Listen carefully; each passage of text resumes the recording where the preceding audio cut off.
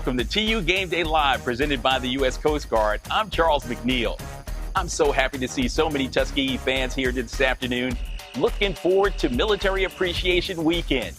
We have a special SIAC showdown on tap for you today. It's the Golden Tigers taking on a very tough team as they look to bounce back and protect the yard versus Fort Valley State. It's been a busy 10 days for the Golden Tigers. On and off the field, a new chapter of leadership at Tuskegee University was made official at our 10th president, and TU grad Mark A. Brown accepted the challenge at his investiture. Also last weekend, there were a couple of amazing announcements here at Tuskegee University. We'll take a break and give you all the details coming up a little later on in our show.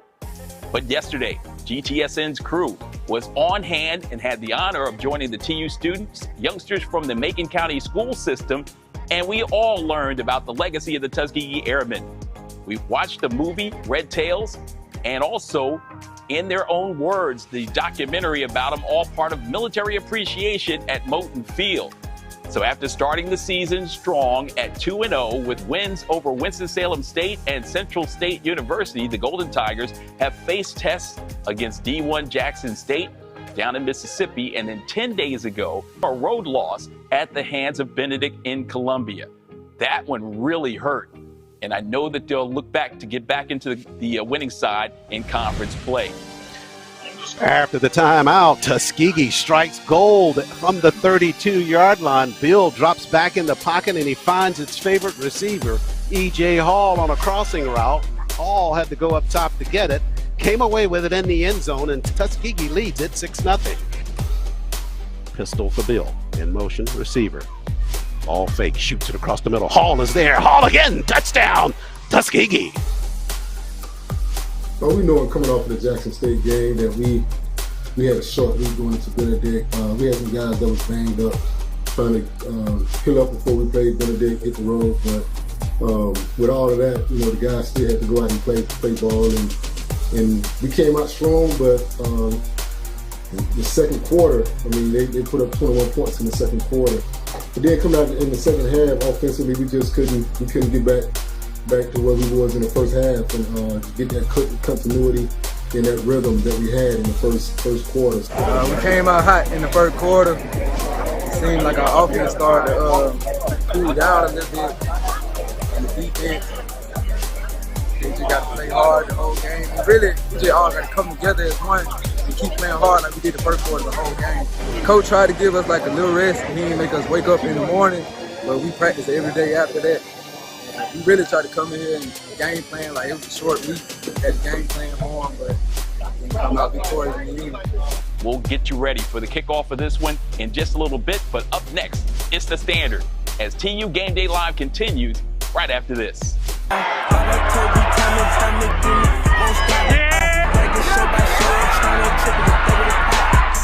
At least 6 feet or show or more for him on now. 6 feet. Who that 25 rows all great interior whenever it's cloudy. Every day better my go from chasing health and wealth, not clout. Bad bitch under my belt, I cook like a chef on Mr. Chow. Him ain't got no streets, but I spend G's whenever I browse. Mink on all of my carpets at the house, I walk on clouds. Soon as I get out this work, I'm out the door, I'm in and out. Every girl slurping and burst just like a perk, I'm in her mouth. This spins my turf, I get out the dirt, got no doubt. Let me keep coming and coming, we serving them.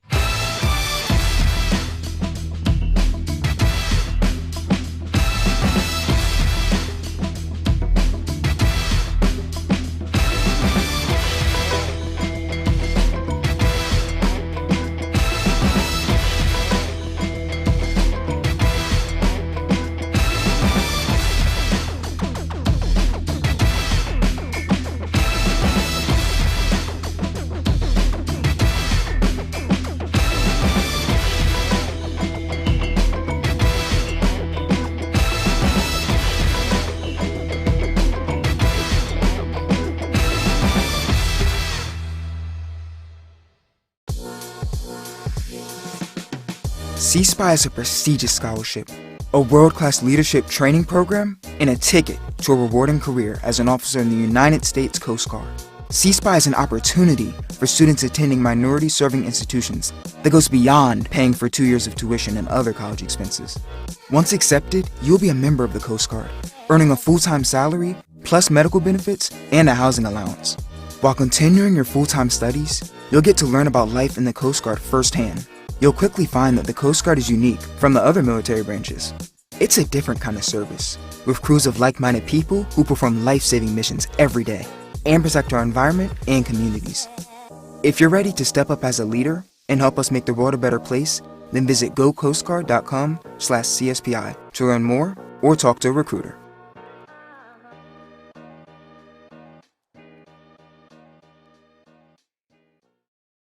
Allen, Benedict, Edward Waters, and Albany State are all undefeated in SIAC play as we enter today's action.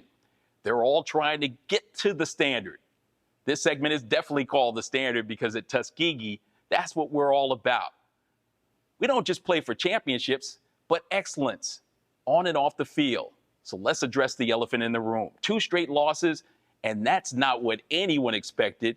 But this week at home, against a longtime conference foe in Fort Valley State, we get a chance to show what we're made of. And for Tuskegee, they will fall to 2-2 overall and 1-1 in SIAC play after falling 45-24 to the Tigers of Benedict College in a ball game that Tuskegee started out hot, led it 17-7 early on, but after that, it was all Benedict. My hats off to Coach Dickinson, and Benedict. They came in and really put it to us. I mean, it is what it is. They put up 45 points. We got our butt kicked, and this week, it's just going to be us going back to fundamentals and just making sure that guys are healthy going into this game against Fort Valley. I should have did a better job of making adjustments with the kids just based on the game plan they had going in. But the kids playing hard, good attitudes. We just got to make a few plays when we need to. And again, I got to put the guys in a little better position on some plays that we lost on Thursday night. And then we got to improve some fundamental stuff as we're going to get back to this week. Some fundamental stuff as far as one-on-one football that we got to be good at. And again, just making sure we put the guys in a better position for this game coming on Saturday. Here's today's Tale of the Tape. It's a big game for both squads. The Golden Tigers, preseason pick to finish 3rd, need to regain some momentum.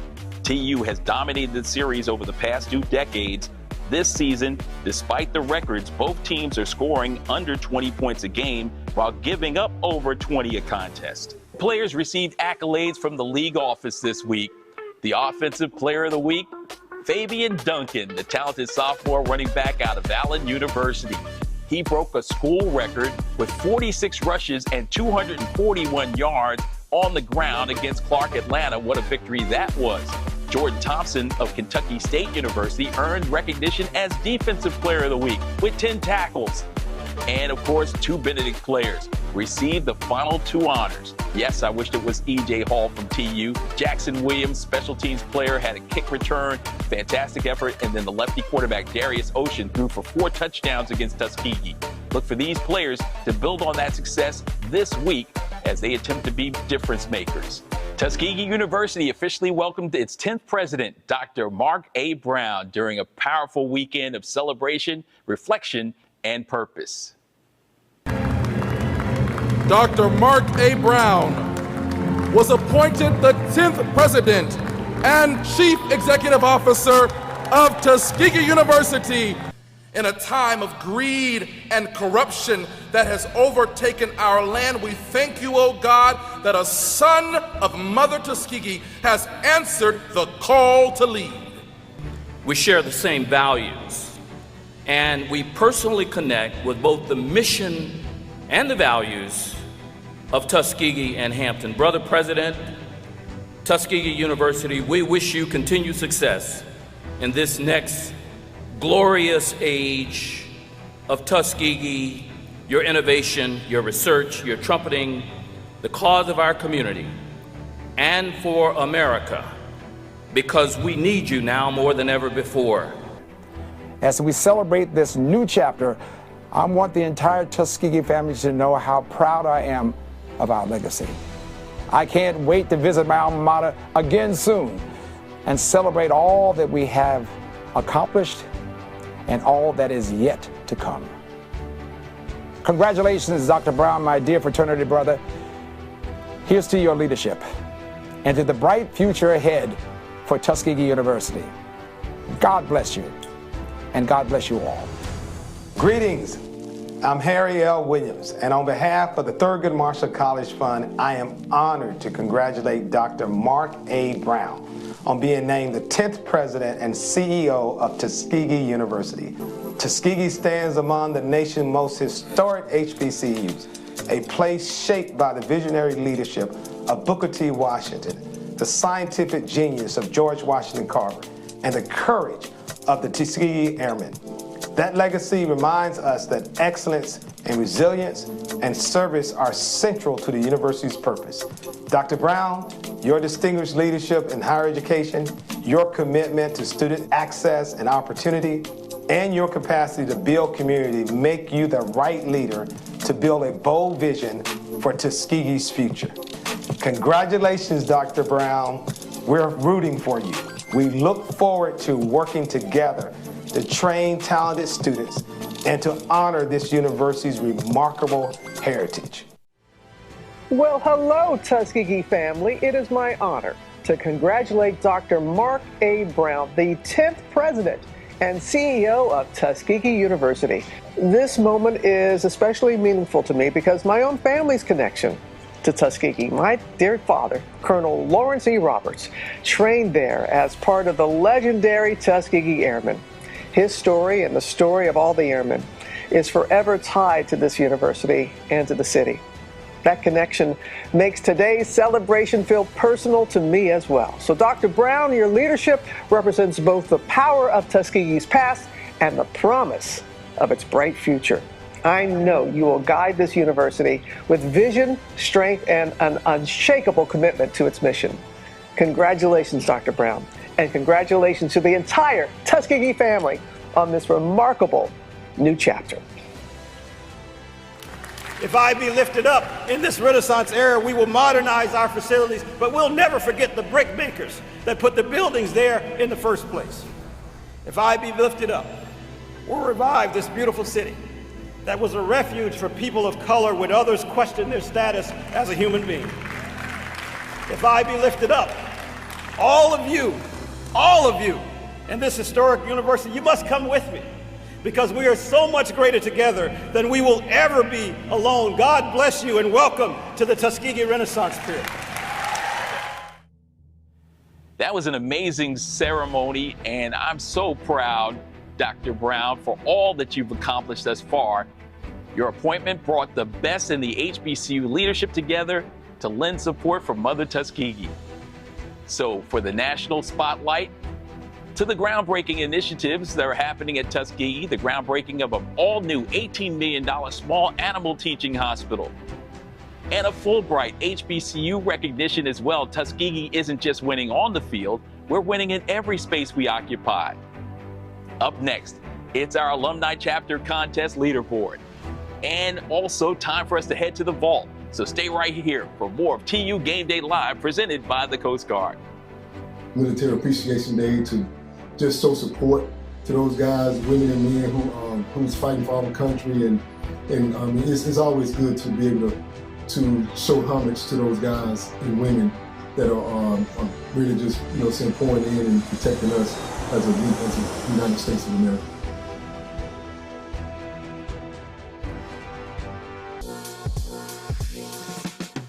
C-SPY is a prestigious scholarship, a world-class leadership training program, and a ticket to a rewarding career as an officer in the United States Coast Guard. C-SPY is an opportunity for students attending minority-serving institutions that goes beyond paying for 2 years of tuition and other college expenses. Once accepted, you'll be a member of the Coast Guard, earning a full-time salary, plus medical benefits and a housing allowance. While continuing your full-time studies, you'll get to learn about life in the Coast Guard firsthand. You'll quickly find that the Coast Guard is unique from the other military branches. It's a different kind of service, with crews of like-minded people who perform life-saving missions every day and protect our environment and communities. If you're ready to step up as a leader and help us make the world a better place, then visit gocoastguard.com/CSPI to learn more or talk to a recruiter.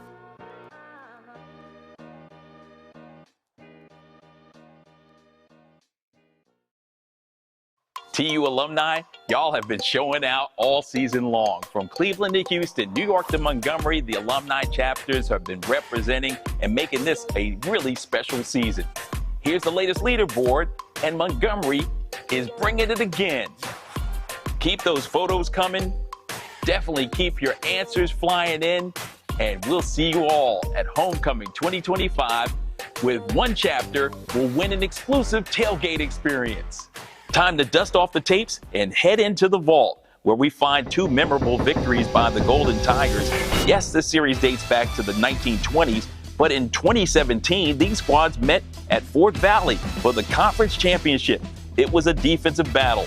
O. Thompson led the Golden Tigers with 14 tackles. TU held the Wildcats under 190 yards of total offense, thanks to Kevin Dawson, Jonah McCutcheon, and DeVoris Thomas. They combined for 28 tackles. Coach Willie Slater brought another trophy home thanks to a 13-6 victory.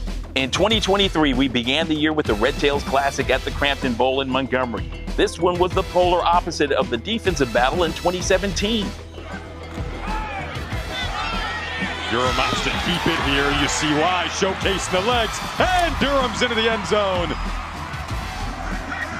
Opening touchdown of the season for Fort Valley State. And they strike first on the 18-yard run. A 5-yard pickup. He also did that before when there was some pressure on him the last time.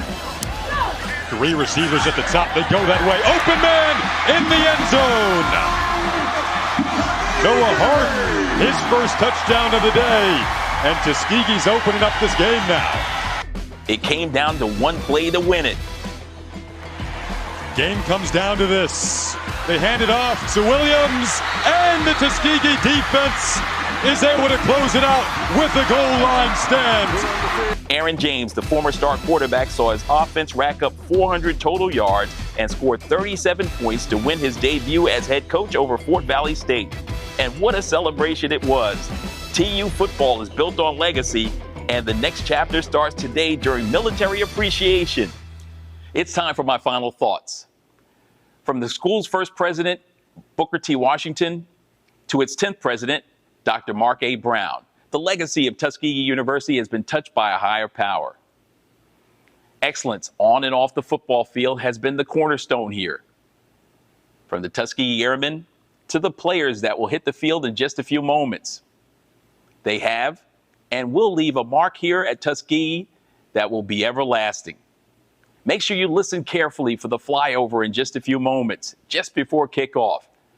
The Renaissance era on the field begins in just a few moments. Let the Golden Tigers end this one with a safe landing like the Airmen did time and time again, and let this one also end with another history-making victory. Tuskegee's Military Appreciation Game at Abbott Memorial Alumni Stadium is next. Charles Ward and Mark Lassiter will have the call for you. Their countdown to kickoff is next. Thanks for watching TU Game Day Live, presented by the U.S. Coast Guard. Go Tuskegee!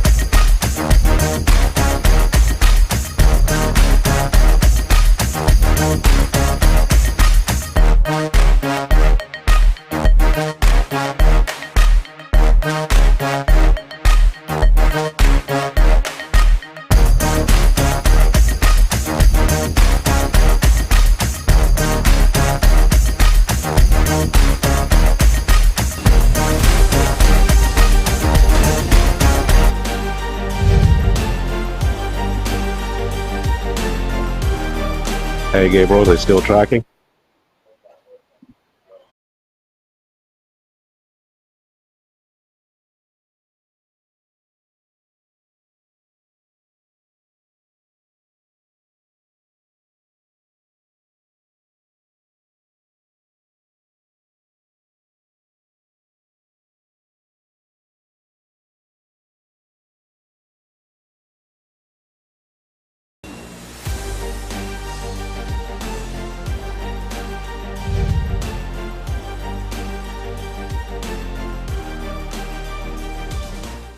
Broadcast coverage of Golden Tigers athletics is brought to you by the following.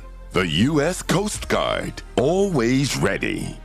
Booster Digital Displays, dedicated to providing high-quality, affordable LED displays with exceptional service. Alabama Power, for the service of Alabama. TNT Fireworks, celebrating more than 100 years of America's #1 best-selling brand of fireworks. Yellowwood, a better backyard awaits. Home Depot, how doers get more done. Utilities Board of Tuskegee, purpose, progress, people. Coca-Cola, enjoy the moment with a Coca-Cola. Tuskegee Federal Credit Union, serving the people of Tuskegee and the surrounding community since 1938.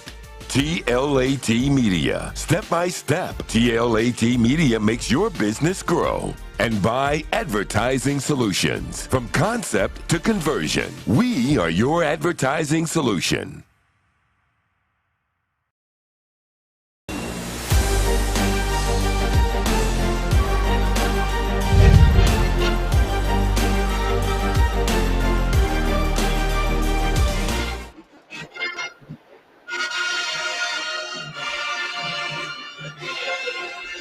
And we are live from Abbott Memorial Alumni Stadium on the campus of Tuskegee University on a Saturday afternoon on Military Appreciation Day weekend for Tuskegee. And it's also open house weekend here at the university. So hosting a lot of potential Tuskegee students that'll be here hopefully in the fall and after that. At field level and inside the booth, Charles Ward alongside Mark Lassiter. Great day here in Tuskegee for some football action. Tuskegee looking to get back into the win column last after a 2-2 start. They'll meet the Wildcats of Fort Valley, who come in here looking for their first win of the season. They play some tough opponents on their schedule, but it's going to be a real challenge for Tuskegee this afternoon. Charles, one of your favorite people, Billy D. Williams, would say, don't let the smooth taste fool you. Even though Fort Valley is coming in at 0-3, this is a very good football team. They had a tough loss against CAU. Tuskegee coming off of its tough stretch of 2 games within 5 days. It's had extra time to recuperate. This is a pivotal game for both teams of this 225 season. You talked about it before we hit the air that you had a chance to kind of mingle with some of the players and the coaches down at field level before the game starts and sensing a different kind of mood this weekend. I really couldn't get a read on the Tuskegee team. Usually I can get some type of vibe from the team during pregame warm-up. Today they were very businesslike, not a lot of chatter, not a lot of jumping around, just very efficient. I was specifically watching Raekwon Beal. He was out 2 hours before the game warming up to himself with his headphones on, just trying to get focused. They will have to focus this afternoon, and they'll have to focus against a team in the Wildcats of Fort Valley that come in here looking for their first win of the campaign, but they play Delta State extremely tough in their game, so they come in with some momentum on a weekend of football in the SIAC, where you're getting at that stage where you're just about at midseason for everybody except for Tuskegee with that extra ball game at the end of the year. But conference alignment really starting to take shape here, and this one's going to be critical for Tuskegee. And both these teams, Charles, are very similar. Offensive average, very close. Scoring average, almost identical. This is a turning point for both teams. Coming away from this game for Fort Valley, they turn out 0-4. That's not how they want to wind up. Tuskegee really turned the corner. They can go to 3-2.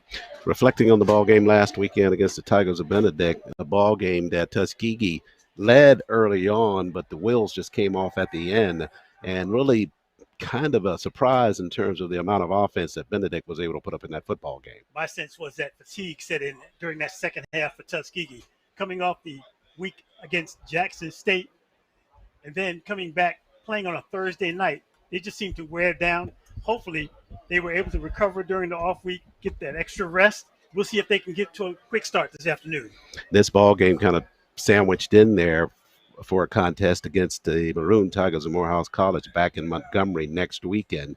So as we really get full-throated in the conference play, you reference the fact that they really need to start well against this Wildcat team on this weekend. That's important in terms of other people here watching it and potential students thinking about coming here to make a statement, not only for that, but just to really get turned in the right direction with conference play. Well, let's just make one quick footnote. We had a late change, a late scratch. Freshman quarterback Don Hudson Jr. of Fort Valley will not be starting today. He came into this ball game as the leading passer in the SISC and the second leading rusher. He had 82 yards per carry per game this season so far. So he's going to be replaced by Jacque Hart, number 11 for Fort Valley. Hart, the junior, some snaps for him already during the course of the season. Took a lot of the load last weekend, 7 of 10 for 53 yards in that loss to Delta State. It'll be interesting to see how the Wildcats respond with new leadership at that quarterback position. But for Tuskegee, we know the drill as it relates to quarterback there. Raquan Bill, you referenced him. Bill really trying to get his feet under him just as a level of consistency. Shown sparks throughout the year, but they just want him to just settle in and be very rhythmic about what he's doing back there. You just said the magic word. For him to get his feet under him, for me, Raquan Bill has got to be throwing off of a solid base. He's got to be throwing on balance. Pressure on that back foot, not throwing the ball on the run. Captains down at midfield conducting the coin toss. Glad you could join us here on a partly cloudy day here in Tuskegee, but a fabulous day for football. Not too warm as we normally have here in Tuskegee, Alabama, so should benefit the players. It's going to be an issue if Tuskegee can really get an early start here.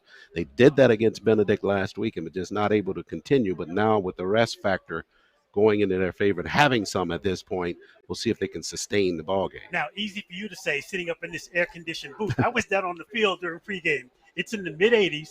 If you're in the sun, it can be a little toasty. In the shade, it's not too bad. But we'll see how those big offensive linemen are able to survive as we get deeper into this contest. Tuskegee getting set to host the Wildcats of Fort Valley State University in the conference action. A lot of action on tap this afternoon in the SIAC, including this ball game. Albany at State and Allen playing. Central State and Lane meeting up. The game we're really going to be keeping an eye on this weekend, Mark, in addition to what we see here, it will be that Benedict-Clark-Atlanta game, because that's the two teams that have the most impact for Tuskegee at that point, having already lost to Benedict. And looking at the rest of their schedule, they don't meet Clark-Atlanta this year, but that ball game, we're keeping a particular eye on that one. As we're on the cusp of October, you know this is the month when it happens. Early October, teams are trying to get set up, getting in decent position for the playoffs. The homecomings happen. So this is the month where it happens. Indeed, you're right. Got the Classic next week in the Morehouse Gigi Classic and then Montgomery. And then, as you reference, homecoming, Tuskegee, the homecoming guest for Albany State. And right now, Albany State, they and Benedict, 1-2 as it relates to conference. I beg your pardon, Edward Waters, Benedict, Edward Waters, then Albany State. But all those teams undefeated in conference play at this point. So getting set now, Tuskegee will have the football first as all we go. The Wildcats of Fort Valley are set to kick it away to get things started here at Abbott Memorial Alumni Stadium.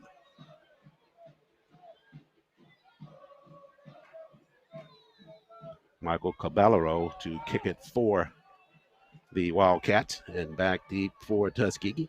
It'll be the usual. Cooper and Rouser standing near the 10-yard line, waiting for Cabellero's kick. And we are underway. Kick will come down. Rouser will field it at the 7. Bobbled momentarily. At the gut he goes now. Has his legs cut from under him near the 25-yard line. TU on offense from their own 25. Take a look at the starting unit for the Golden Tigers of Tuskegee. Up front is first-team all-conference player Elliott Howell at the tackle. Joey Anthony, LeBron Merriweather, first-team conference player at center. Chase Jordan, Ivan Williams, and Gregory King, the tight end. Raquan Bill, the senior quarterback, lines up there. And it'll be Johnny Morris. Morris, the senior. He will line up at the running back spot. The slots on either side will get you to the receiving core after this first play from scrimmage as Bill lines up in the short pistol, joined by Johnny Morris in the backfield. Ball fake. They shoot it out in the flats. Catch going to be made there by Hardy. Hardy turns up at the 30, up near the 32. So Tuskegee going straight up in the air on that first play.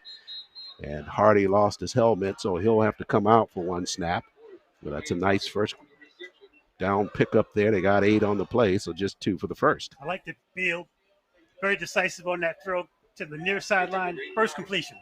Hardy, 2 catches last weekend, joined in the receiving core by Malik Thomas, E.J. Hall. He had a wonderful weekend last weekend for Tuskegee. And Devin Cooper. This time they go on the ground. It's Morris. Morris past the 35, up near the 37-yard line, runs it past the sticks for Tuskegee's first down on that play. Johnny Morris averaging 4 yards per carry, showing why. That quick burst right up the middle. Nothing fancy going behind his big guards. Tuskegee 11th in first downs on the season in the conference, came in with 57 under their belt to get their first one here this afternoon.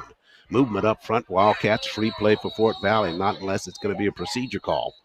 He'll seem to be clapping his hands, wanting to snap earlier. Fort Valley did jump. We'll sort this out. There were 2 flags thrown at the same time. Definitely. Yeah, they got the defense. Fort Valley got hit with that one.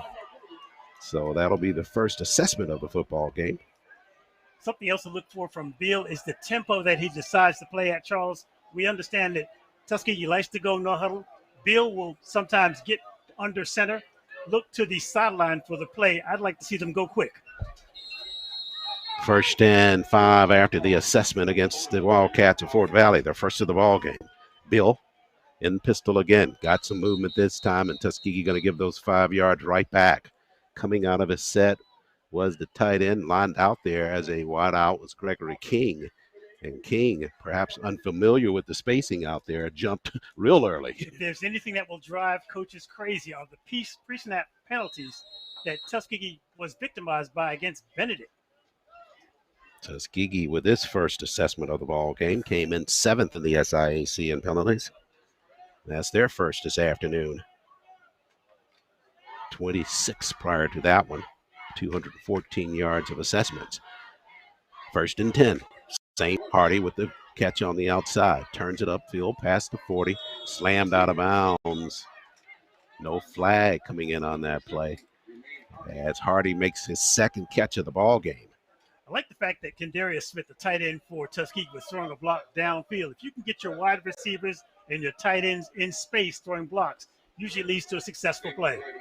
They'll bring King in, the tight end, on this play, Mark, into a slot for Tuskegee. TU going right to left in this first quarter of play. Crimson pants, gray jerseys, numbers in crimson outline and gold. Bill looks toward the sideline now with 12:54 left in this first quarter of play. No score. 2nd down. And about 4 for TU. Bill fires it out at the corner and got his favorite receiver so far in the ball game. It's Hardy for his 3rd catch. And Jermaine right at the sticks, and that's enough for the TU first down. Hardy and Kendarius Smith teaming up on the near sideline. That time Smith just got a little bit of a chip block, giving Hardy enough space to make the catch. Let's see if they opt off that play at some point, maybe fake it and go up top. 1st and 10 from the 49. Tuskegee with the football. First possession of the ball game.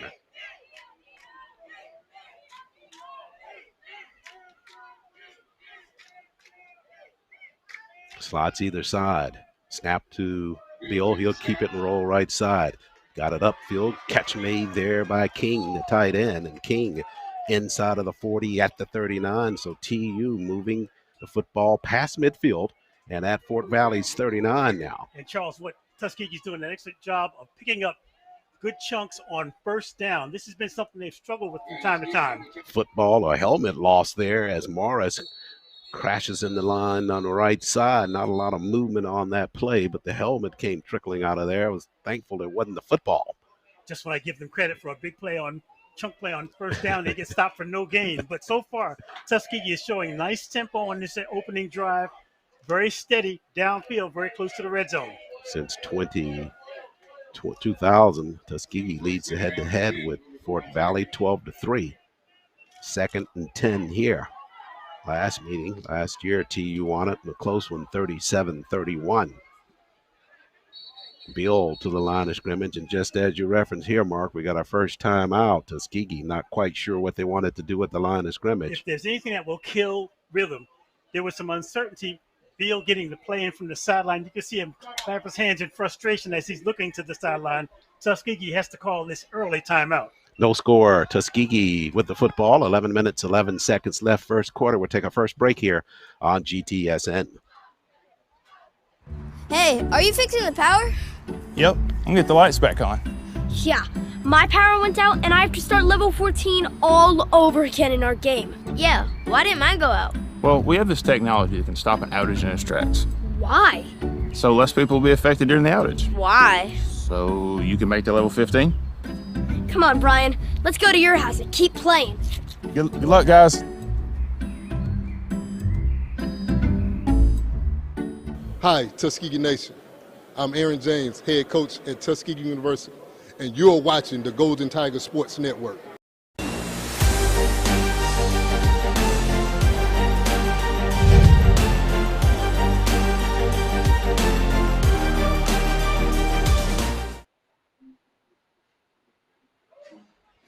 And welcome back, everybody. We're live at Abbott Memorial Alumni Stadium on the campus of Tuskegee University. First quarter action, our first time out of the football game. Tuskegee down at the Fort Valley 39-yard line.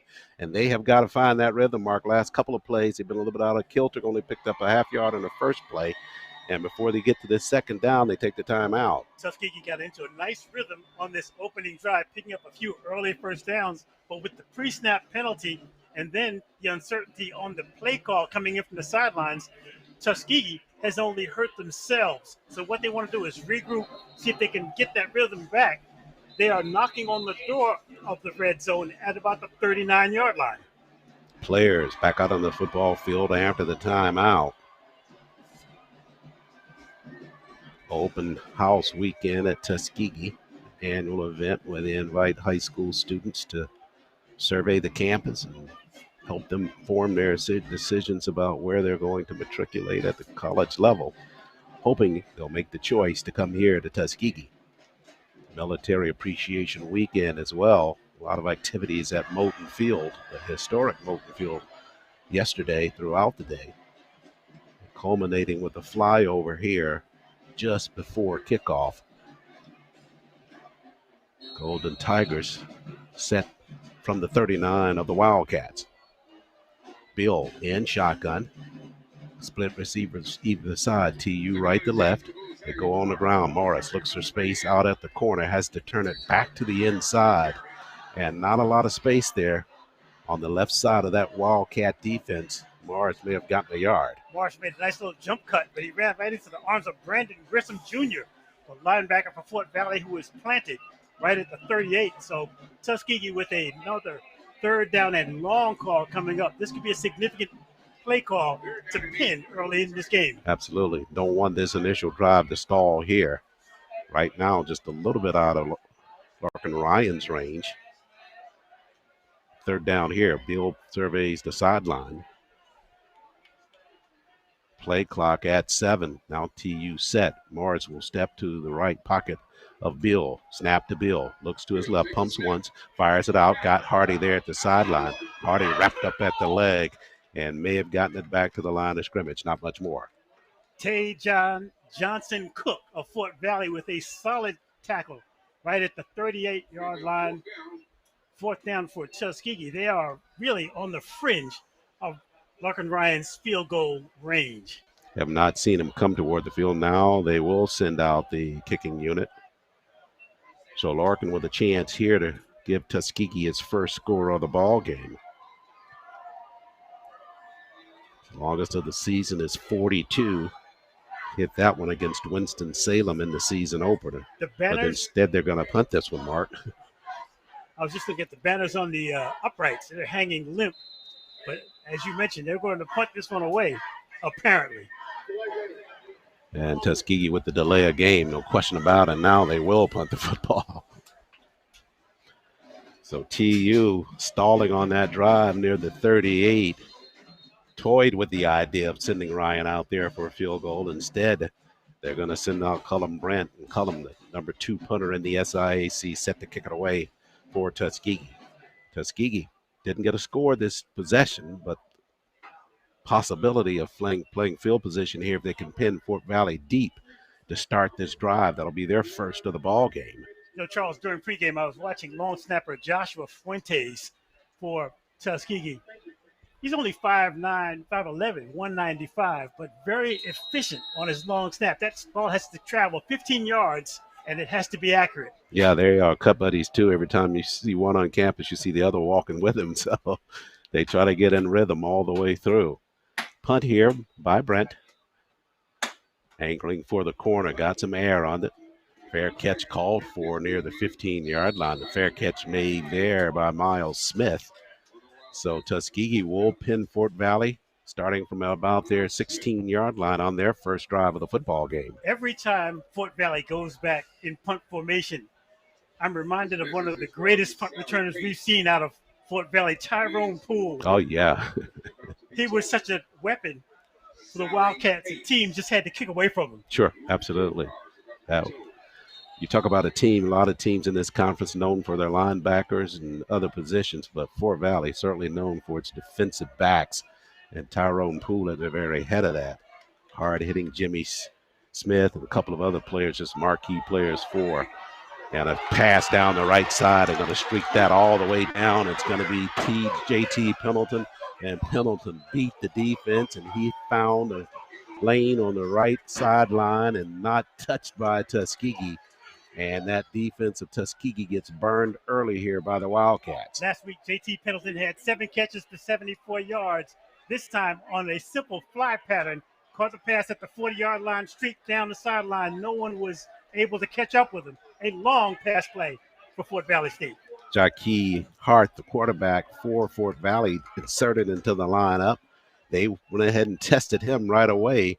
Drops it right into the hands of Pendleton, and Pendleton a couple of steps faster than the Golden Tiger defense took it to the house from the 16-yard line, runs it the length of the field after the catch, and Fort Valley leads it 7-0 over the Golden Tigers of Tuskegee, and everybody here in Abbott Memorial Alumni Stadium stunned after that first play from scrimmage for the Wildcats. Well, with Don Hudson Jr. missing for Fort Valley, Jaquie Hart picks up on the first play, just throws a dime down the sideline.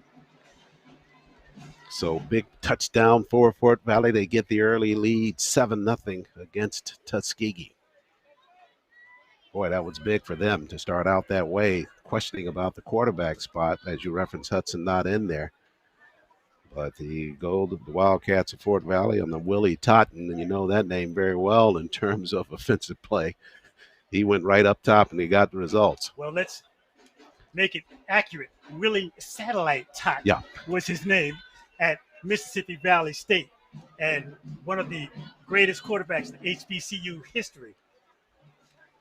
Played, was that Archie Cooley? Indeed. Had his point-a-minute offense down at Mississippi Valley State. He had a wide receiver down there was halfway decent. Yeah, too. I can't call that guy's name, He though. was fair. He wore number 88. I can't quite think of his name right now. He played for the 49ers. What was his name? I just can't call his name, yeah. Yeah, they had a real strong receiving core for just a series of years. Jerry Rice certainly at the very top of that, just putting Mississippi Valley on the map.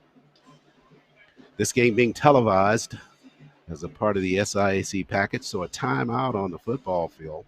And the Golden Tigers of Tuskegee have to be really, really pulsating after that catch and run for the Wildcats to take a 7-0 lead. Well, it's something for Tuskegee coming off of that difficult game against Benedict. You wanted to really see them get off to a quick start. Now they have to really regroup. Fort Valley has shown this quick strike ability, and so it puts them, Tuskegee, on their heels now all of a sudden, and puts more pressure on their offense to be productive on this next drive. The Wildcats coming off that loss of 21-16 to Delta State, out of conference for them. So they had some momentum here. And they had a lead in that game. No doubt, yeah. So when you think of Fort Valley coming in 0-3, they had a lead against Clark Atlanta. had a lead against Delta State, lost both games. So, like I say, don't let that 0-3 fool you. Yeah, tough opponents for them, and I think they started the season out against Valdosta State. So games like that will certainly get you ready for conference activity. They lead it 7-0. Tabasiaya to kick it away now. And Tuskegee will have a return. Middle of the gut. This is E.J. Hall. Hall looking for the corner left side. Runs out of bounds near the 40-yard line.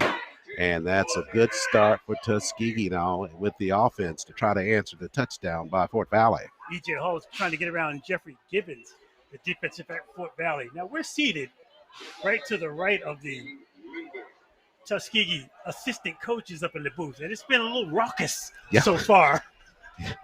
I thought you were just demanding more water. All the pounds we're hearing on the countertops. But, yeah, that's coming from down to our right. TU now trying to answer from their own 39. They'll start their second drive of the football game. Bill on the ground, gives it to Morris.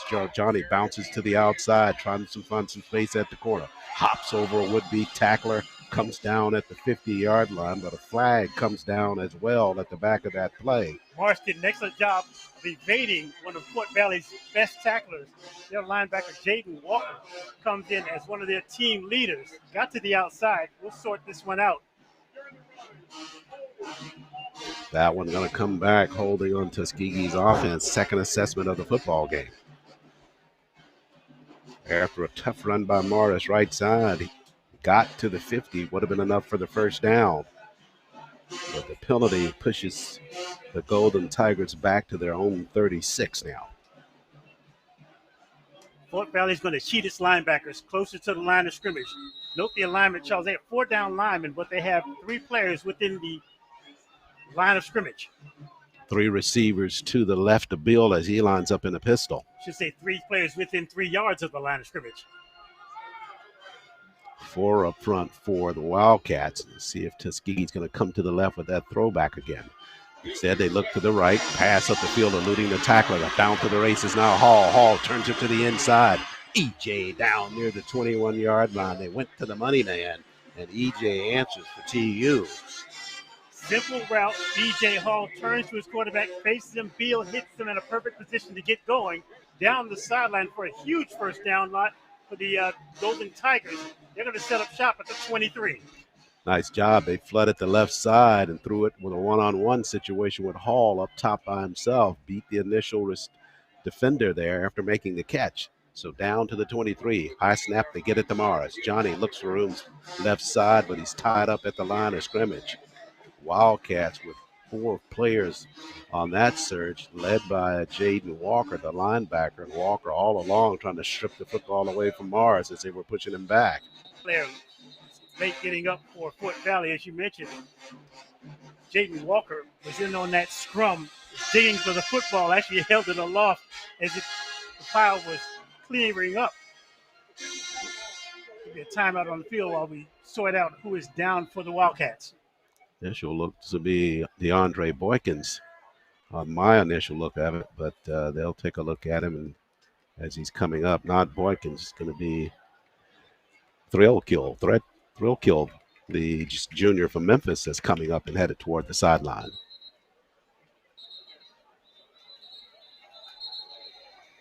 So he's able to come over to the sideline. Tuskegee's coming back to the football field. That timeout that we thought might be a timeout is a little longer timeout. Thought we might get a TV break. Both teams back to the line of scrimmage. Which is the 23. Second down for TU. We're at 7:26 left first quarter to play. TU trailing 7-0 to the Wildcats of Fort Valley.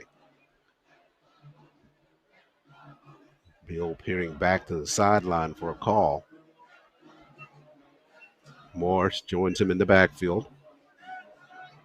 The pocket left of Bill.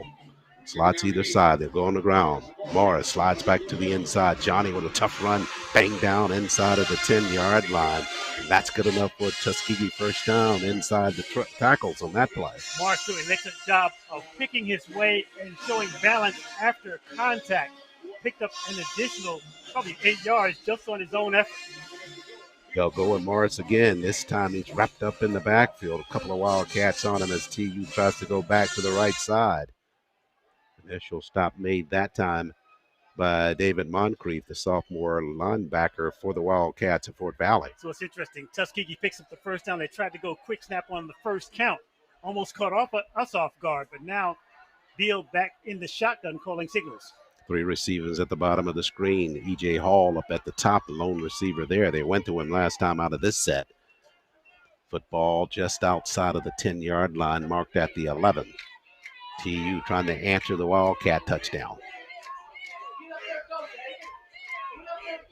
And an 84-yard touchdown strike. High snap that got it to Morris right side. Morris trying to get to the right corner, can't get there. Pulled down at just about the line of scrimmage. Charles says sometimes it's the small things that throw off the rhythm of a play, as you called it. That snap was high and to Beal's right, throwing off the timing of the handoff just a hair.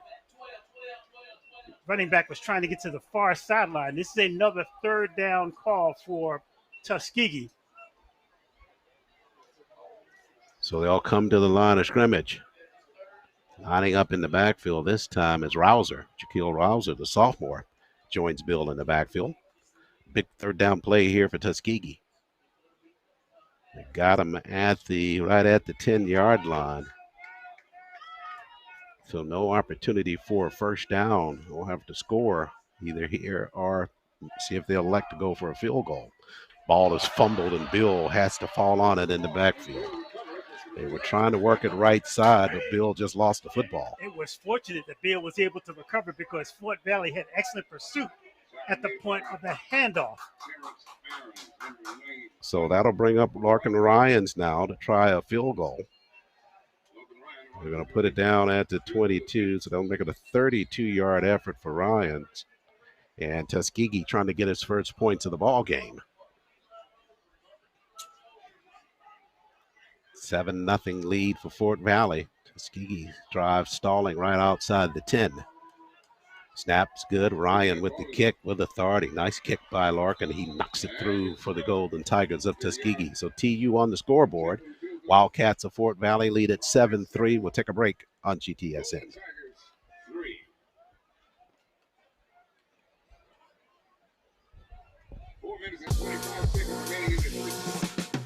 C-SPY is a prestigious scholarship, a world-class leadership training program, and a ticket to a rewarding career as an officer in the United States Coast Guard. C-SPY is an opportunity for students attending minority-serving institutions that goes beyond paying for 2 years of tuition and other college expenses. Once accepted, you'll be a member of the Coast Guard, earning a full-time salary, plus medical benefits and a housing allowance.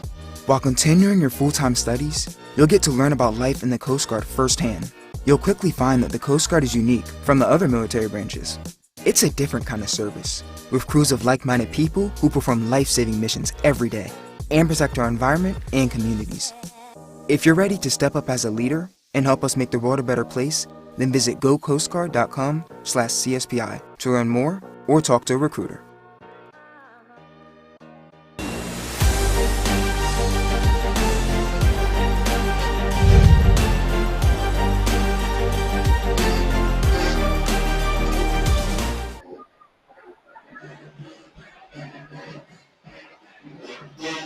Back live here at Abbott Memorial Alumni Stadium. Mark, after Tuskegee started that drive from their own 40-yard line after a good kickoff return by E.J. Hall, they got it just outside the 10, just could not push it in, so they settled for the 3. Tuskegee can only blame themselves for the last 2 drives where they've had decent advancement of the football, getting close to the red zone, and both times being victimized by their own penalties. Now, the challenge for the Tuskegee defense is, since they have seen the arm of Jackay Hart, will they play more of a soft coverage, or will they try to put pressure on it? Because Hart, the 6'3" junior, has shown the ability to complete the long pass. Yeah, 84-yard pass to the wide out for the touchdown. Hamilton got way behind that defense and TU paid the price. But they respond with the field goal, and Ryans to kick it now. TU, Fort Valley will back a couple of players back near the 5-yard line, try to receive the kick from Larkin. Under these conditions, though, Larkin not likely to give him a return. He can kick that football through the back of the end zone at will. Shed on the far side of the stadium, rocking as usual with the students representing well here. Larkin with the kick this time. We will have a return. It'll be fielded at the 10. Up the middle is Morgan. Morgan trying for some space right side. Turns the corner at the 30. Now turns it upfield, creates the contact, and run out of bounds near the 35-yard line. So Braden Morgan on a return for the Wildcats sets them up from the 35. Ryan Franklin, the receiver on the kick coverage team for Tuskegee, got downfield but got caught up in traffic and got actually turned around. He had the first player to have a crack at the return man for Fort Valley. They actually start with decent field position at the 35. See how the defense of Tuskegee responds after giving up that big pass play for the touchdown last time Fort Valley had the football. 4:15 remains, first quarter, 7-3 lead for Fort Valley. Wildcats under new head coach Marlon Watson in his first year, looking for his first win. Hart surveys, now slides to his right, feels the pressure, now he'll step up and elude that. Slides to his right, and at the 37-yard line, finally chased down from behind by Kawan Kimber. And Hart making a good scramble there to avoid getting sacked in the backfield. The thing you noted about, glad you said that, because Hart was scrambling to set up the pass. He wasn't scrambling to run. He only ran as a last resort as he had his first two options covered. He got two on the play. A lot better than the last first down possession. 3 up front for Tuskegee. Now a 4th. And on the ground, Wildcats give it on the inside. And this is Wilson on the carry. Alexander Wilson, the 6'2 junior. Comes in 18th in the conference in rushing. 113 yards to his credit starting today's play. You got the 6'2 part. You forgot the 215 part, because what Fort Valley has is a bruiser running back that can get those tough yards inside.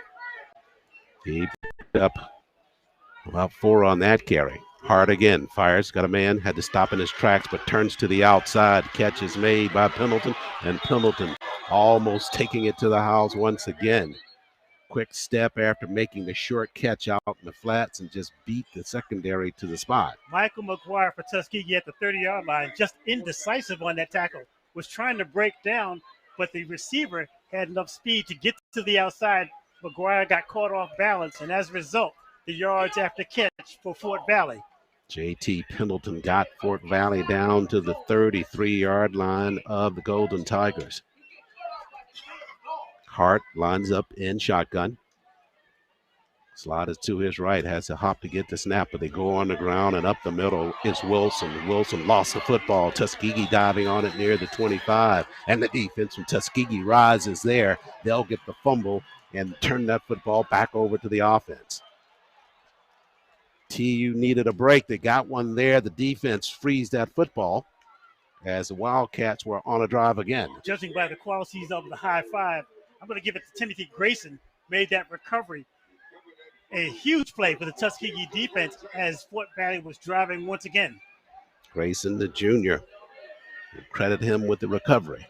So here comes Bill in the offense now. They got a field goal the last time with the football. Officials stepping in momentarily. TU trying to reset their offense as play stops for a moment. They run Darius Smith up the top, set a 3-man receiver set there to Bill's right on the ground. Johnny with the football. Morris slides on the inside, working on that one hand, going down to the surface, still going forward. Good effort by Johnny Morris on the inside. Damian Clark, the offensive lineman for Tuskegee, lost his helmet. He'll need to report to the sideline. I don't know what relative chin straps are with the Golden Tigers that we have seen week after week, helmets falling off.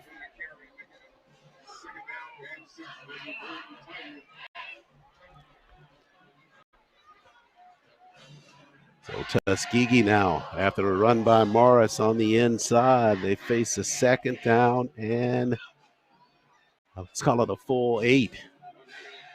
He'll keep it himself. Rolls right side, threw it out in the flats, trying to get at the Hall, but overshoots Hall on a comeback route on the inside. Beal trying to throw on the run and also throwing off the wrong foot that time with a high delivery. Receiver Hall had some space on the far sideline, but that ball was just too high. So Tuskegee will have to punt the football away here.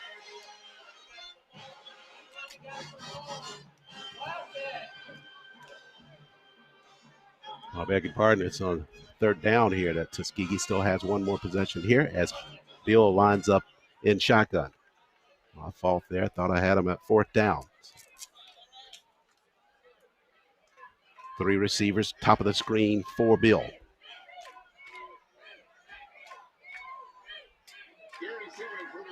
Shoots it up the middle. Got a man on a fly route. Catch going to be made downfield.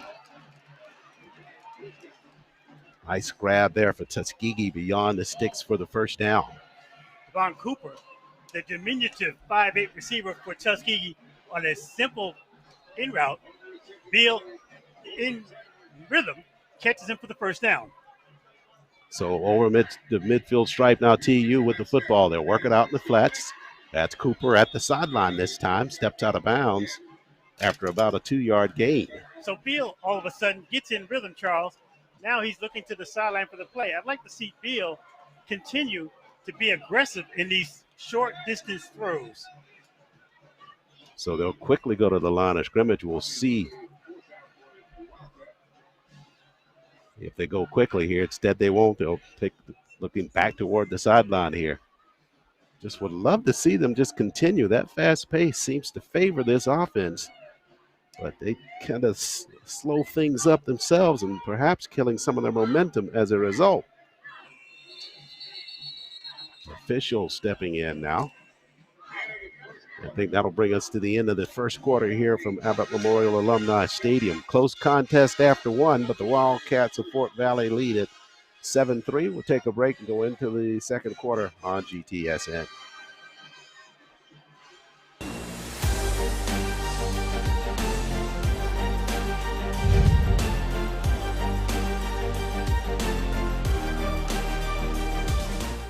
Broadcast coverage of Golden Tigers athletics is brought to you by the following. The U.S. Coast Guard, always ready.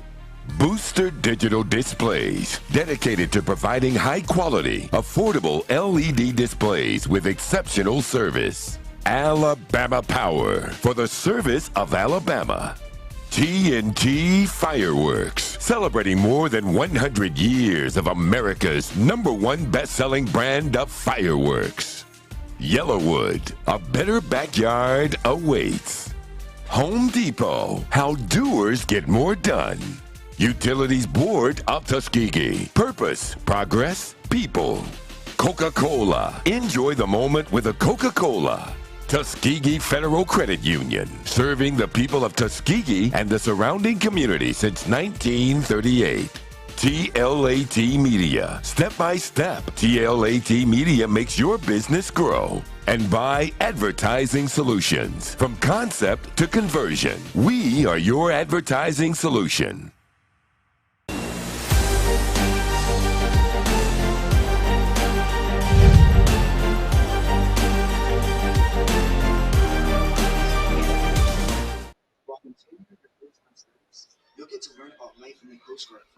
And welcome back, everybody. We head into the second quarter here at Alumni Stadium. Tuskegee trailing at 7-3 to the Wildcats of Fort Valley. Tuskegee, a couple of big opportunities in their first 15 minutes, Mark, just not able to fully capitalize. If Raekwon Beal can continue to hit these short passes, Tuskegee's offense will continue to probably build this rhythm. They can get inside the red zone. We saw Beal take some long shots against Benedict that he was very successful with. Like to see them get into that part of the field inside the 40 where they can take some deep shots. Yeah, really going to be a momentum builder for them too, because as you referenced, we've seen this throughout the last few ball games that Tuskegee between the 20s has been really effective, but it's just getting into that end zone. That's the big problem for them. Timeout on the football field. TU with the football when we get set to resume. We're back in Montgomery next weekend. Morehouse Tuskegee Classic. A game that's been played for 80-plus years between those two teams. A lot of festivities always associated with that classic. It's going to be different doing that game outside of Columbus, Georgia, which has been the traditional home. Moving to Montgomery makes it an easier drive, but I'm hoping that the Montgomery people are ready to support this classic, which has been very successful through the years. Well, Montgomery certainly is a city that's used to having a lot of big football games there. So I would expect that it wouldn't be any different for this major HBCU classic coming to Montgomery next weekend. So after the timeout, now TU flips the field. They'll go left to right here in the second quarter. Bill, he'll line up in the shotgun. So out of the timeout, why the delay on the play call? You're asking me. Rouser joins Bill in the backfield. Ball fake, they get it out in the flats. Catch made at the top of the screen. And it looks like it's going to be Hardy again with the catch, but we'll check a flag that's coming in from the secondary. Another Tuskegee lineman lost his helmet, popped it back on. We'll see if he has to report to the sideline as we sort out the penalty call. Check that play. It was Cooper on the grab for Tuskegee on the run and catch.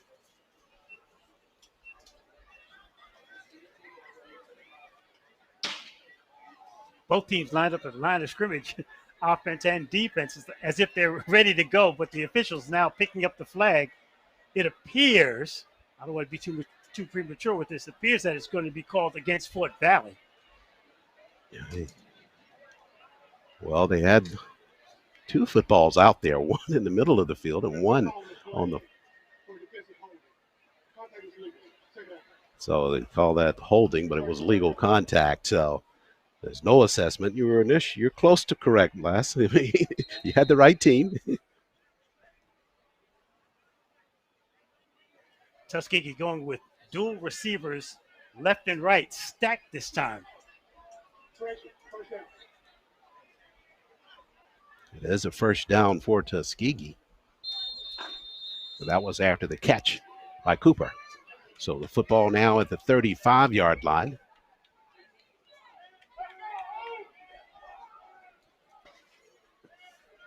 Bill set to go to work there. Ball fake, ball pump now. They got a man a crossing route. Instead, they go down the sideline. Catch made there. And turned over, end over end is Cooper after the catch. But Cooper downfield on a big catch there for Tuskegee. I like the formation. Very creative. Cooper going behind the lead receiver in that formation. Just cut back. Bill made an accurate throw.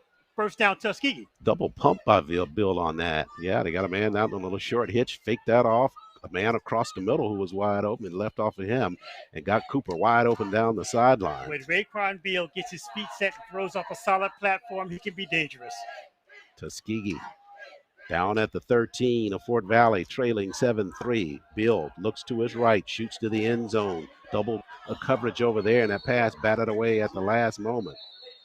Tried to get into a one-on-one, trying to get it into the hands of Rashad Wilson, who has a touchdown catch already for the Golden Tigers.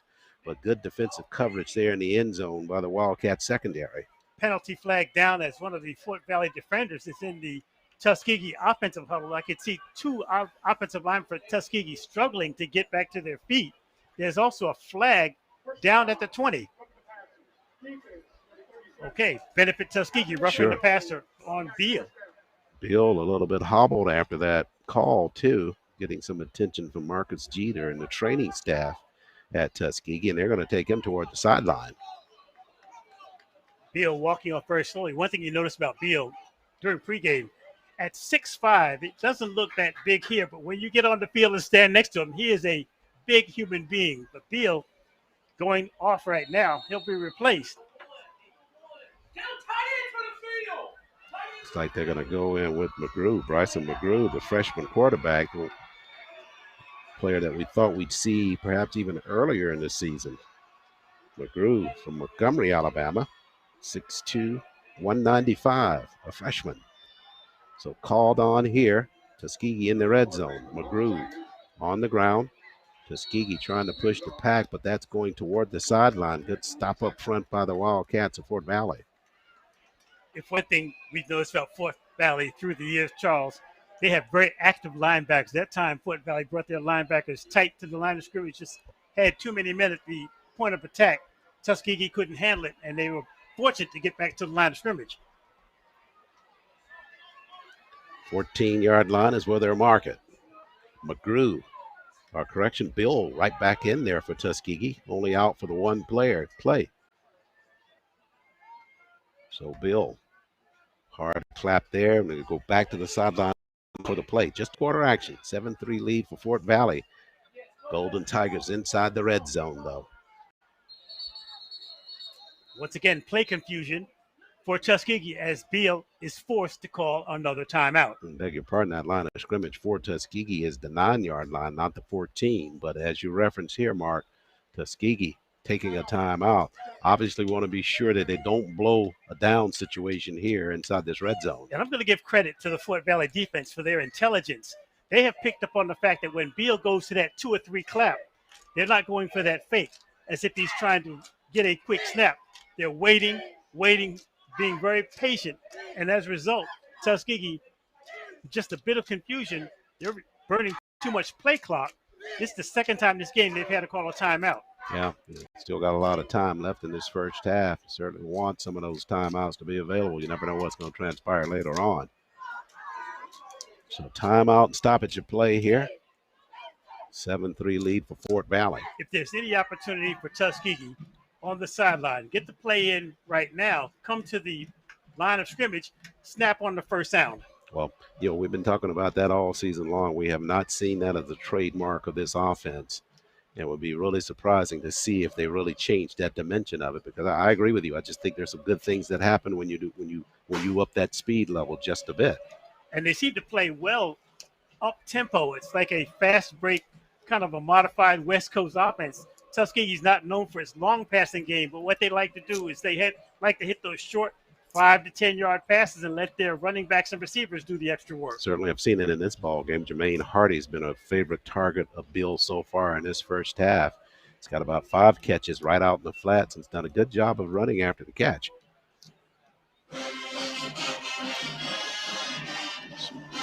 Hoping that we're into this 5th ball game of the season, that Tuskegee going to start settling into a rhythm that they're comfortable with for the remainder of this campaign.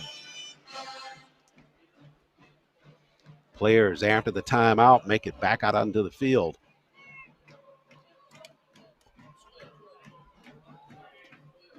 From the 9-yard line.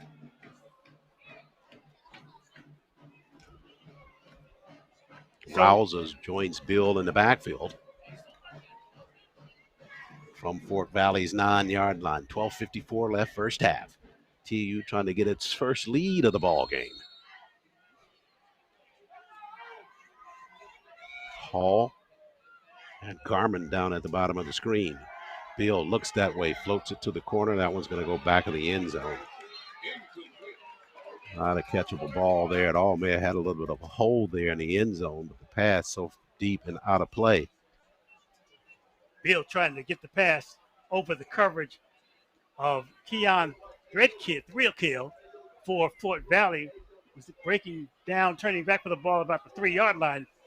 Bill thought better of it, just threw that ball almost to the auxiliary scoreboard. So that'll make it 3rd down and goal to go here for Tuskegee.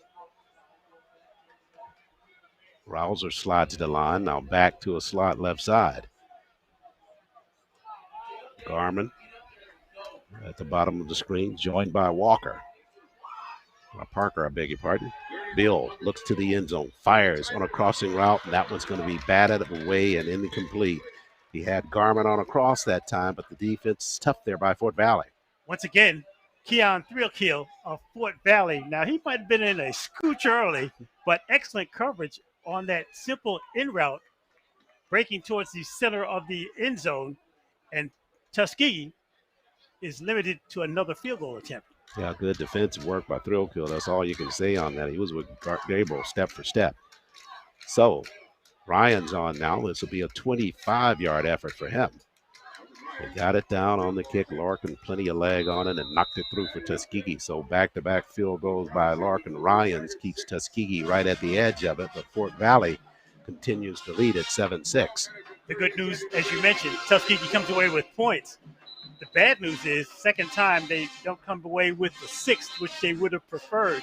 But they're showing glimpses, Tuskegee that is, of moving the football against this Fort Valley defense. 7-6 your score. Timeout on the field. I don't think they're taking a TV timeout here, so we'll stay with the action. This ball game being televised, so there are inventory considerations, but they don't take one here. Tuskegee, after the field goal by Ryans, set to push that defense right back out there. These television games, the most important man in the stadium is the man wearing the orange hat or the red hat. Yeah. When the red hat comes on the field, nothing can happen. We got control of the whole stadium just about. So Ryans to kick. TU inching closer. 7-6 trailing to the Wildcats at Fort Valley.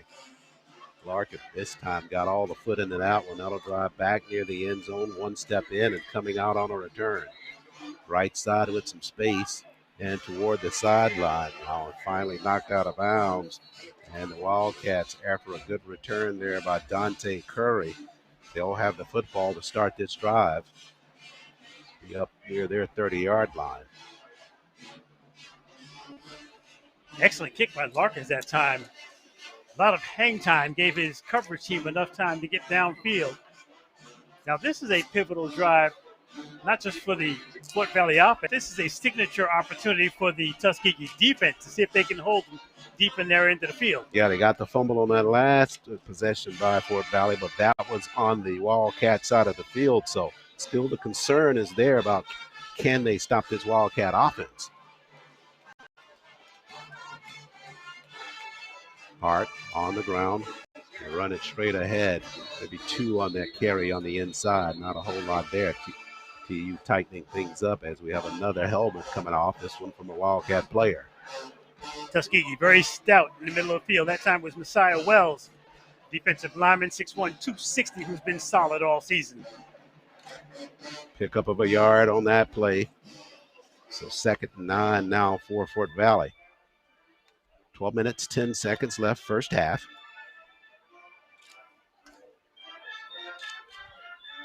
Hard and shotgun. Whistles before that play goes off. I don't know if they got a timeout or if it's going to be a delay of game. During pregame, Charles, I had the opportunity to watch Messiah Wells. Gave me the impression of just a professional going to work. Not a lot of smiling going on. No dancing. He's just all business. Speaking of business, the officials giving that business to the Wildcats, a delay of game, so that'll push them back 5. A little bit of skirmish there at the line of scrimmage. But the Wildcats push back now to their 26-yard line. Hart with the snap, or waiting for the snap in that shotgun. He'll take it, looks to his right, steps up in the pocket, feels the pressure. Now he'll tuck and run. Hart down at the 31-yard line. Got it back to the initial line of scrimmage for the Wildcats. Hart gave Kaquan Kimber a bit of a leg and took it away. Kimber was grabbing it air. Normally a very solid tackler for Tuskegee. Hart giving a little bit of shake and bake that time. Hart very elusive with the run. That'll make it 3rd down. And about 9 to go now for the Wildcat first down. Snap to Hart. Steps up in the pocket. Dumps it over the line of scrimmage. Catch made there. And at the 41-yard line, right at the marker. And that's going to be enough for the Wildcat first down. As Caballero was able to make that catch just over the line and fall ahead for that first down for Fort Valley. Knew exactly where he needed to get there and got there. You can make that catch and fall forward. Picked up an additional 2 yards just on the forward lean. Fresh set of downs for Fort Valley. Pitch pass out in the flats. Pendleton with the catch. Stretches the field up near the 45 at the 46. They love getting the football into the hands of Pendleton. Pendleton 12th in the conference in receiving coming into the ball game. this afternoon. A couple of big catches by him, including that 84-yard touchdown strike. Now, unlike Tuskegee, Fort Valley will get their play from the sideline, but they're basically a no-huddle offense as well. They're a very loose formation. Quarterback is back to the line of scrimmage. Slots either side. Snap to Hart. Looks upfield. Fires across the middle on a crossing route. Got a man standing up there with the catch. Spinning out of one tackler and working his way back to the 40-yard line. Wildcats with another good transition. This time on the end of it is Chad Turner, a grad student from Dallas, Texas. Timothy Grayson whipped on that first attempt for Tuskegee. Fortunately, Kaquan Kimber, the linebacker, was there to clean up. But Tuskegee is all of a sudden on their heels on defense. We talked about it before this possession started. They got the fumble last time. Right now, have not found the formula to stop this Wildcat offense. Fort Valley at the 41 of Tuskegee. Hart, field a straight keeper this time. Hart slides left side, saw the pressure coming, slides to the surface, may have gotten two. And here's the thing, Charles. Tuskegee so far this season has been a very solid tackling team in terms of its technique.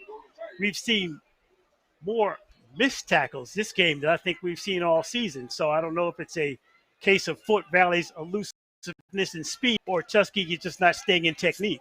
You know, Wildcats looking very fleet of foot right now in terms of their specialists, the receivers, very fast and quick. Hart in shotgun. He'll keep it on the ground. Banging ahead and right through the defense, running that football near the 21-yard line. Calabero on the carry once again for them. Nothing fancy for Caballero.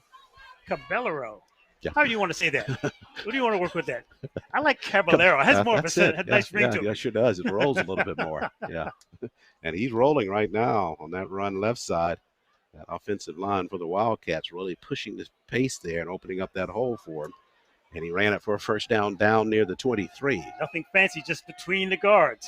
Snap, Hart, surveys, got a man on one-on-one coverage, may have a flag coming in here. That one bat of the way. Now the flag comes in at the end of that play. Michaels King trying to fight and keep that receiver right at bay, but he may have held him in the end zone.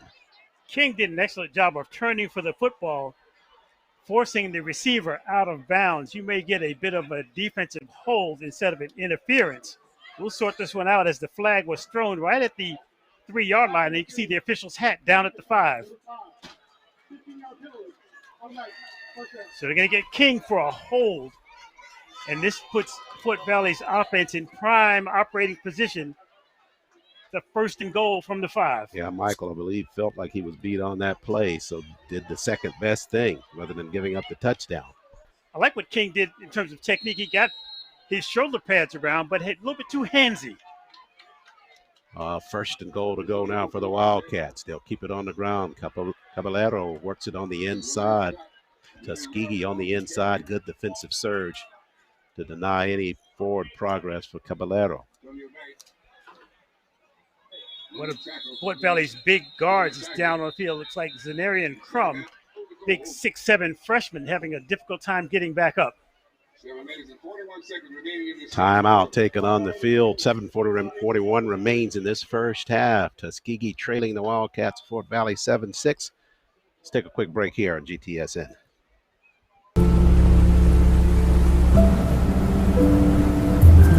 I love the lake. It's like one of the few places I can just let go and be myself.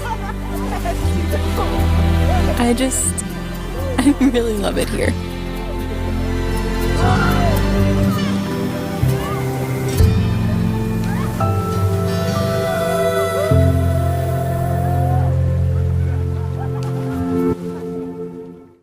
Hi Tuskegee fans, I am Larkin Ryans, the kicker for Tuskegee University, and this is the Golden Tiger Sports Network.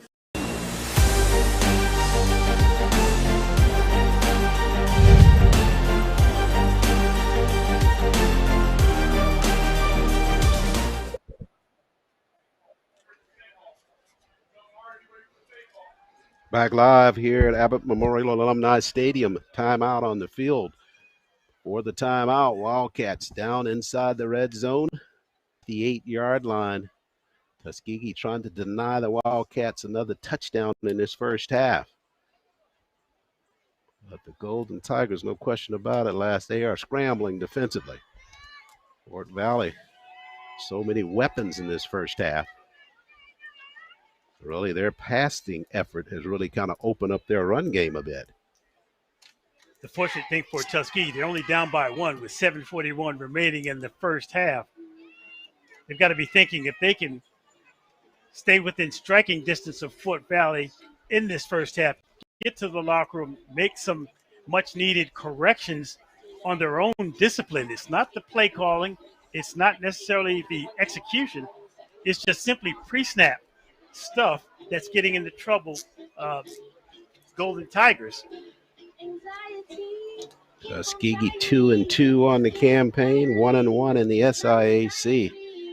The Wildcats 0-3, and that loss against Clark Atlanta, so they are 0-1 in SIAC play. So big ball game for both teams with other action going on in the SIAC. We're at mid-season now, so all these games, it's continuing to pile up, and all of them just as important.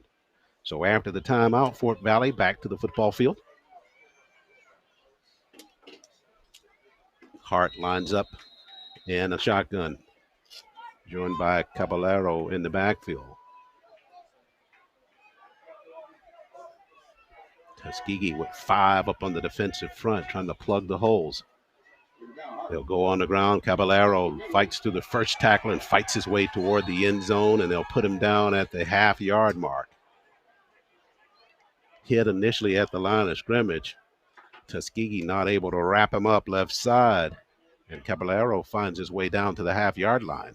Kequan Kimber of Tuskegee pleading his case to the officials. He wanted a flag on that play, on that extra push. Couldn't see anything as far as an infraction from where we are sitting, but appears the ball came out late. King thought Tuskegee might have had a recovery. So Wildcats will keep it, and they'll put the football right at the 1-yard line.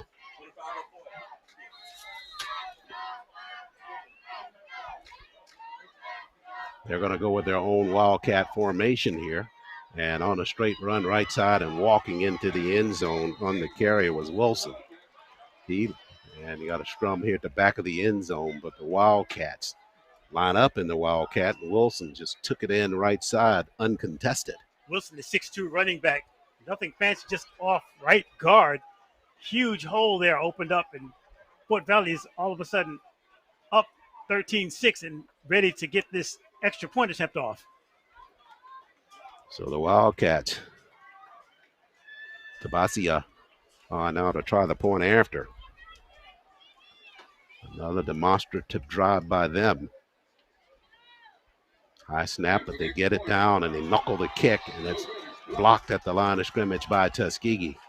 The snap was a little bit high on the point after attempt, and Tuskegee able to block it. So it's a 13-6 lead for Fort Valley.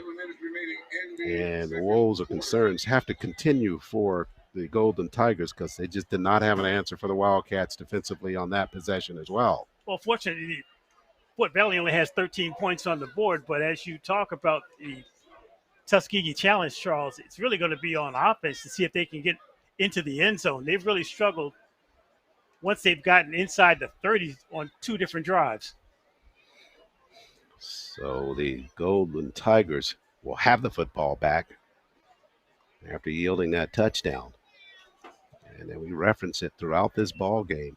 The drives start out good for the Golden Tigers, but somehow it's either a penalty or they just cannot find a way to penetrate and get to the end zone. We'll see if this drive makes it, turns that tide. This entire game has this vibe of people waiting for something to happen. The shed is unusually quiet. The band is sitting still. So it's like the entire environment here at Abbott Stadium is waiting for Tuskegee to give them something to cheer about. Indeed, you're right. Open house day here. Got the added element of high school students. Came in on yesterday, and good to have them on the campus. If you're right, they're sitting here just waiting to see what happens here on this football field. Well, listen, if there's ever a time that you want to perform well, it's when you have recruits on campus. You want to give them a show.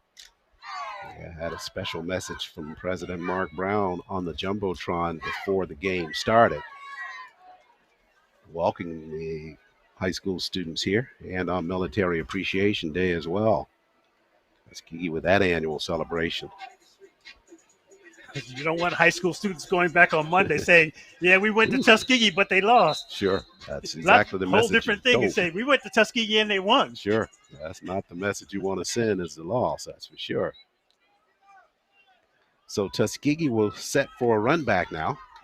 Just a few more moments before the television break is over. Mr. Orange Cap is at the 20-yard line holding up the affair. And Tuskegee will take over it. Would be nice, a nice spot for a sizable run back on the kickoff, wouldn't you think? Devin Cooper stands at the 11. I believe that's E.J. Hall at the other 11. Yeah, it is E.J., so you're right. Nice kickoff would really set a good tone for this possession. I'm feeling run back to wake everybody up. All right. Not going to stand in the way of that. Let's call it. As a kick, it'll be Hall. He's already returned 192 touchdown. He'll have a touch here. Hall wrapped up at the 26-yard line, though. Good coverage on special teams by Fort Valley. Appears the only person that was woke up was Josh Johnson, coverage man for Fort Valley. First man down in coverage. So TU from their own 28, it looks like they'll put it down there to start the drive. Bill went out of the ball game for one play in this second quarter, but back. Still calling the signals. Tuskegee with 3 wide receivers lined up to the left. Now they bring them in tight. Morris joins Bill in the backfield. Option pitch. They give it to Morris, short side of the field. Johnny tiptoes the sideline and works his way all the way up near they'll put him out of bounds near the 34-yard line. A flag down there. I'm not sure if that was just to mark the football. I believe that was just to mark it. No. It's a little bit more than that, wasn't it? It's going to be a holding call. You can hear the whistle. The flag was thrown right in front of the Fort Valley bench out of our view at about the 34-yard line. So this entire run is coming back. Boy, just not the way you want to start this drive, especially given you're just giving up that touchdown.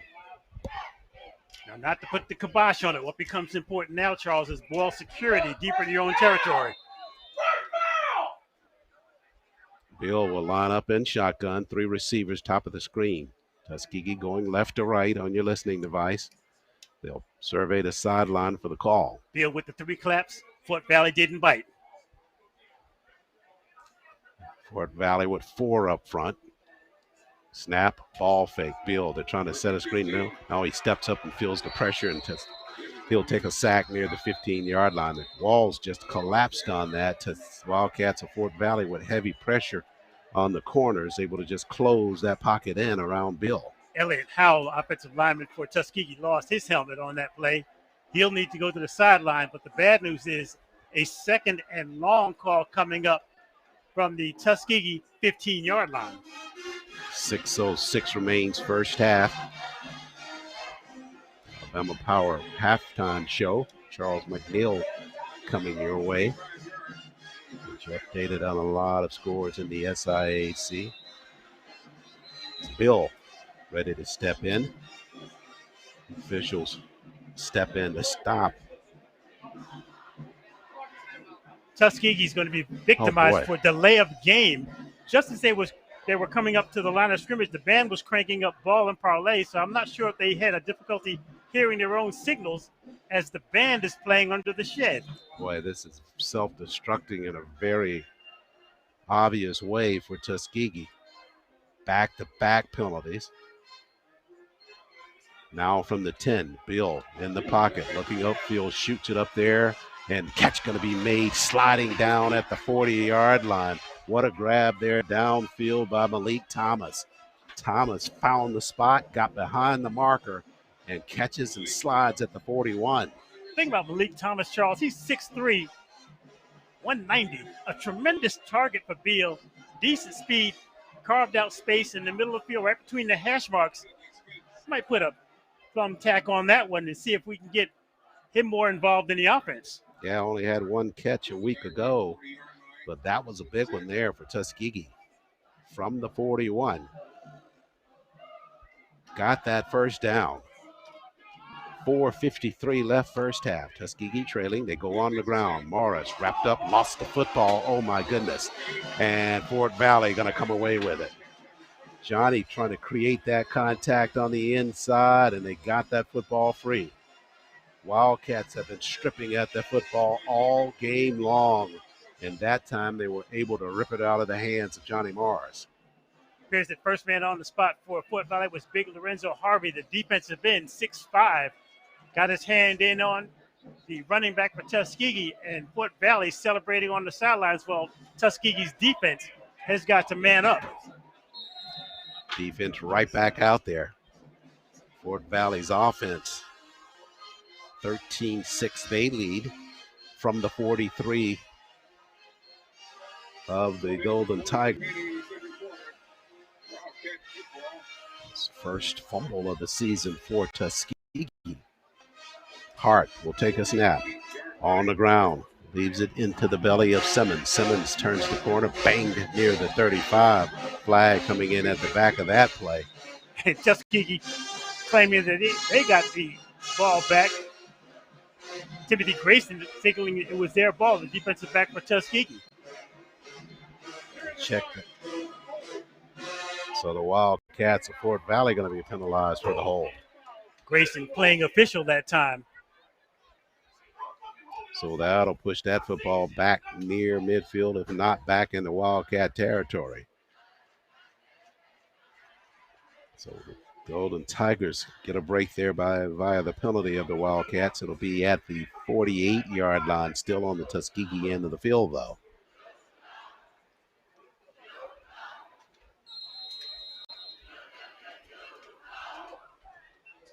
So Hart lines up in shotgun again for Fort Valley.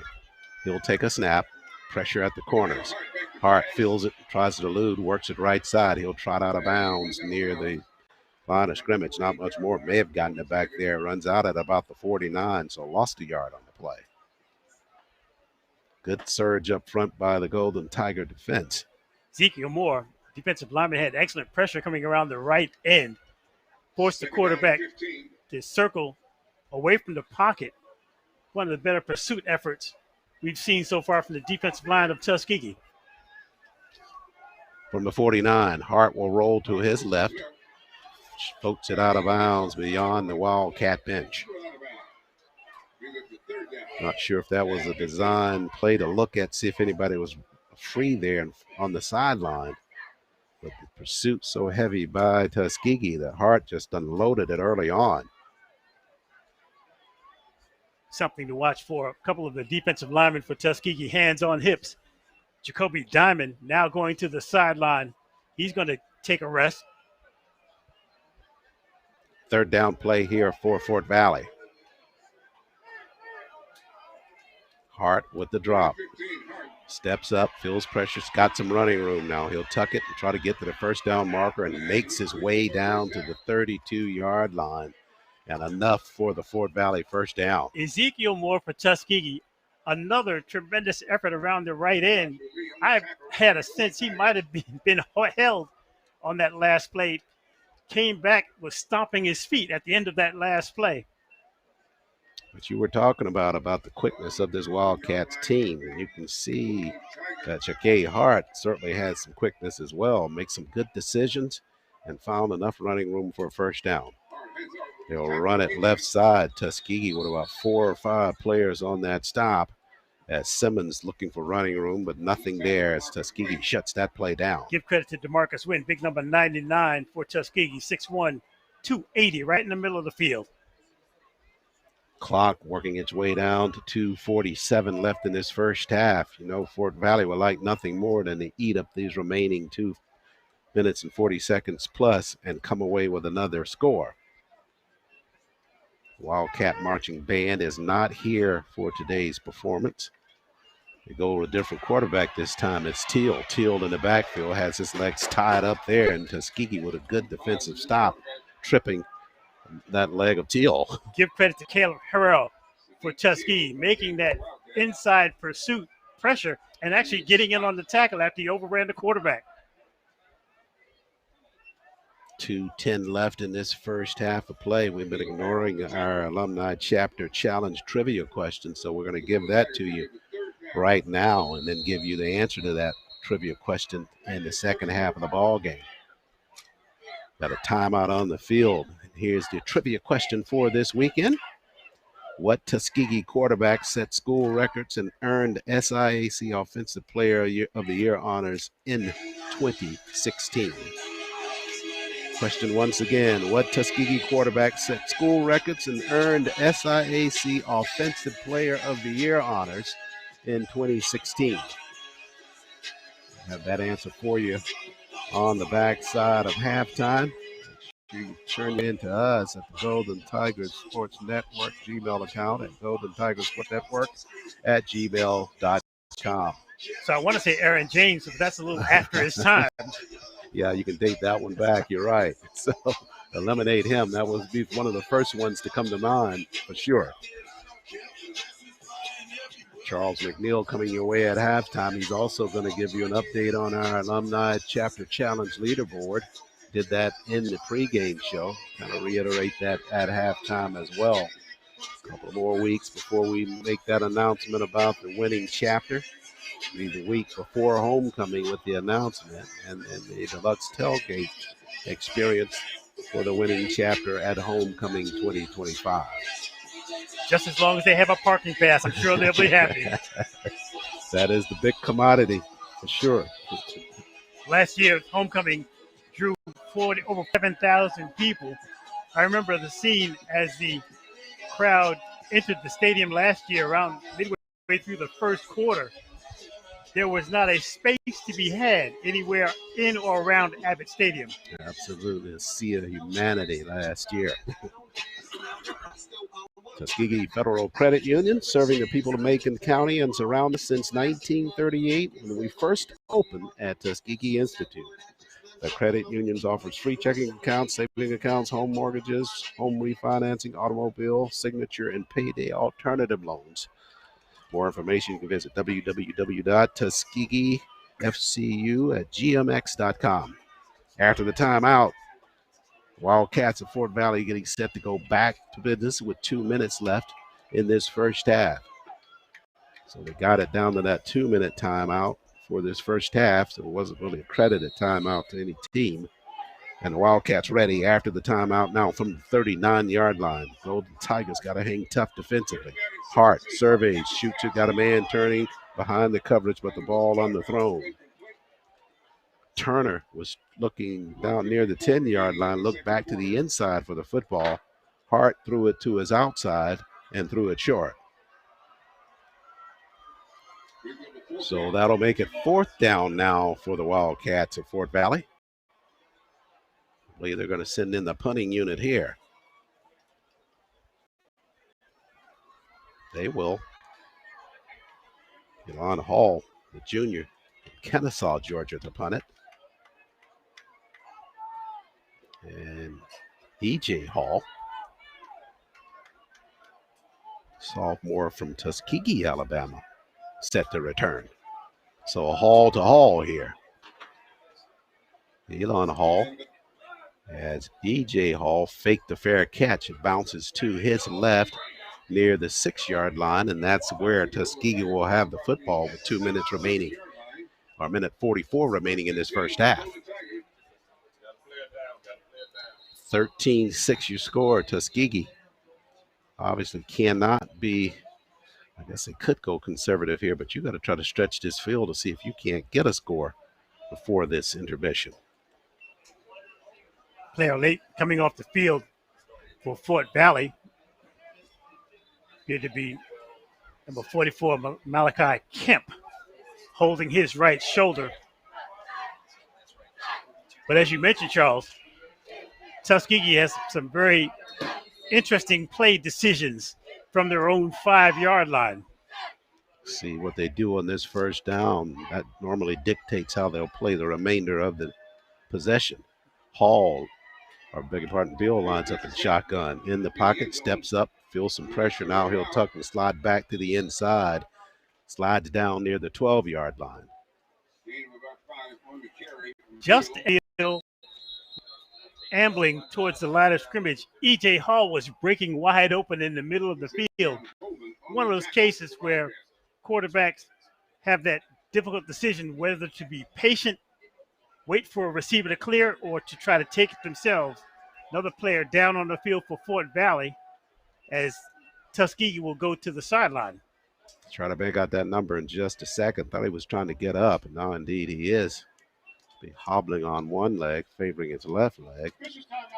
And that's Jalen Walker. That would be a huge loss for Fort Valley. This is their best linebacker limping to the sideline.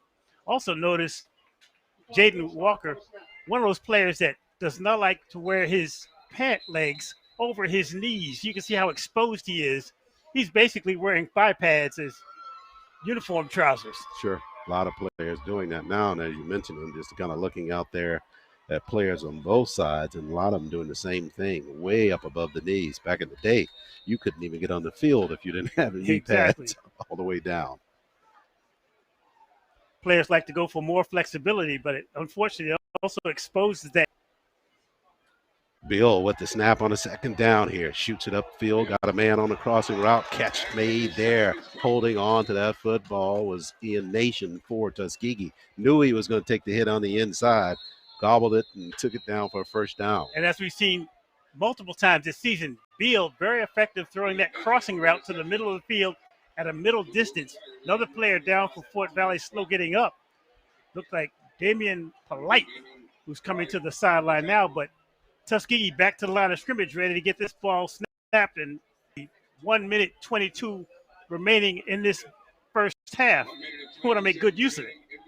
You're right. Polite able to come right up off the surface, so he's off the playing field. TU wants to go quickly here as the clock continues to run at 1:12.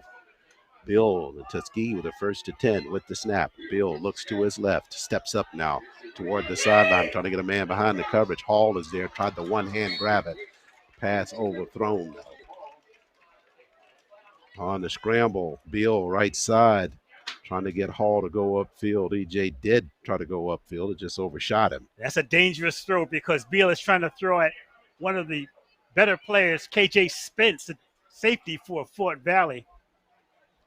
KJ Spence in coverage was coming from that center field position, which effectively gave Fort Valley a look of a double team. 61 seconds left in first half. TU trailing 13-6. Bill with the snap. Across the middle. Pass goes incomplete, trying to get Nation on a shorter crossing route. Flags coming in late on that play. We'll see. Wildcats obviously saying that they did nothing wrong. Drew Akil is pleading his case to the sideline, feeling that he was pushed by the Tuskegee receiver, but I think you're going to get a defensive interference or a holding call against Fort Valley. Just under a minute remaining. If that's the case, and Tuskegee in a good shot to even perhaps take something long.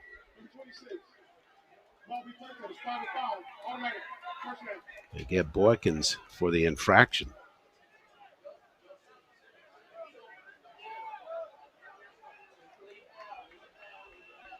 They'll put the football at the 37. Fresh set of downs for Tuskegee. And a fresh set of substitutions for Fort Valley up front. They're getting 3 new defensive linemen into the ball game. See if Tuskegee tries to go up top here to spread this field. Bill with the snap. Quick hitter out in the fast. Nice catch there on the turn. Catch made there by Parker. And Preston tried to turn it to the outside. Got wrapped up there. Clock running at 44 seconds left. Excellent tackle by Darnell Stevens, the cornerback for Fort Valley. Shut down that play. Now Tuskegee has got to go fast with the clock going. Go first count. At 32, Bill, he'll take it there. Ball fake, deep drop by him. Looking upfield, and here comes the pressure. Tries to unload it. Got a man. That's Parker squaring up near the 42. Tuskegee across midfield now after Parker settles in at the 40 for the grab. With the chains being moved, Tuskegee has got to get back to the line of scrimmage, up to the line of scrimmage, and be ready to snap. He may get in here and just down this football just to get it going, and he will. So Tuskegee going to save some time there with that call to get a good look here on the second down effort. So Parker found a good spot there to sit down and wait for that pass. And TU with a chance here with 18 seconds left before intermission to try to see if they can punch it in. Time enough for 2 plays, 3 if you really hurry. Sure. I think you're spot on with that. Perhaps throw something toward the sideline if you can. Once again, Fort Valley not biting on that triple clap by Beal. 18.7 seconds left. Snap to Raekwon. Beal in the pocket. Now feels the pressure, slides to his right, fires toward the end zone there. A couple of people down there may get a flag coming in here. Interception at the end zone, and no flag there. We're trying to get it the end zone. And 2 defenders for Fort Valley, as you referenced, Mark, in double coverage. And the end zone, the interception will stand. Football over to Fort Valley. Credit the pressure by Lorenzo Harvey, the defensive end for Fort Valley. Got into Beal's space, his field of vision. He just hoisted that deep into the end zone, hoping that a receiver could make a play on it for the Golden Tigers. Yeah, Tuskegee that time electing to go up top and into the end zone versus maybe, like you said, 2 plays possibly. Just decided they were going to go first opportunity and threw it into the end zone for the interception. So Hart and the Wildcats come to the line of scrimmage, setting it up for that knee formation to end this first half of play. And Hart will take a snap, and that will bring us to the end of first half action from Abbott Memorial Alumni Stadium here at Tuskegee University. At the intermission is Fort Valley leading at 13-6 over the Golden Tigers of Tuskegee. We'll step out for a timeout. We'll come back with Charles McNeil and the Alabama Power halftime show. Stay with us for our coverage on GTSA.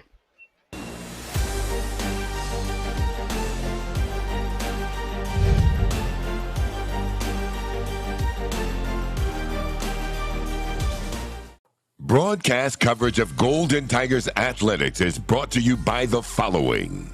The U.S. Coast Guard, always ready. Booster Digital Displays, dedicated to providing high-quality, affordable LED displays with exceptional service. Alabama Power, for the service of Alabama. TNT Fireworks, celebrating more than 100 years of America's #1 best-selling brand of fireworks. Yellowwood, a better backyard awaits. Home Depot, how doers get more done. Utilities Board of Tuskegee, purpose, progress, people. Coca-Cola, enjoy the moment with a Coca-Cola. Tuskegee Federal Credit Union, serving the people of Tuskegee and the surrounding community since 1938. TLAT Media, step by step, TLAT Media makes your business grow. And by Advertising Solutions, from concept to conversion, we are your advertising solution.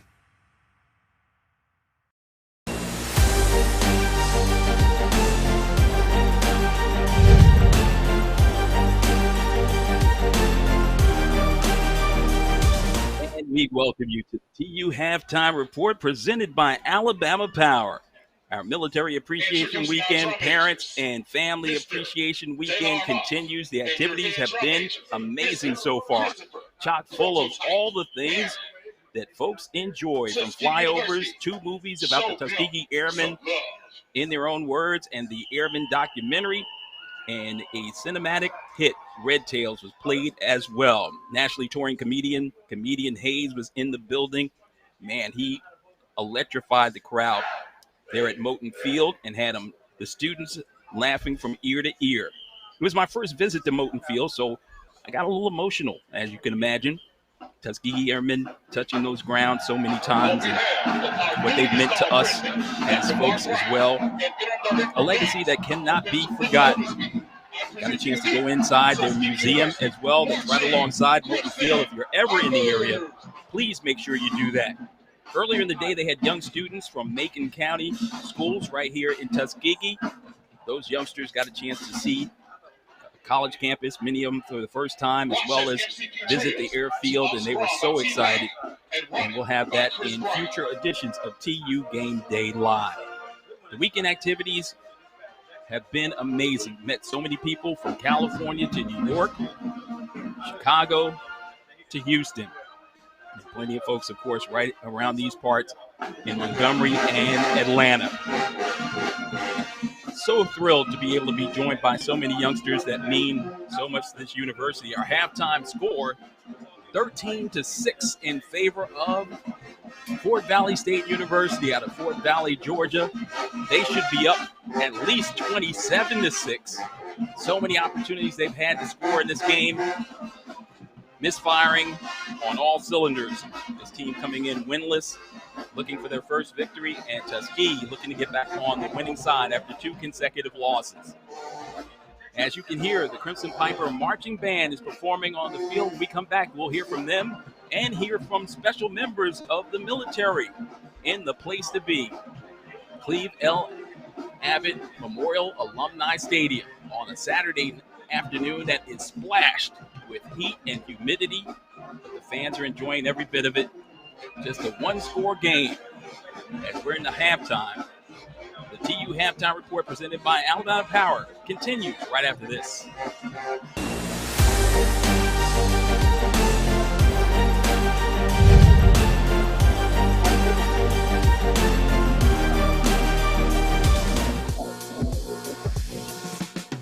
C-SPY is a prestigious scholarship, a world-class leadership training program, and a ticket to a rewarding career as an officer in the United States Coast Guard.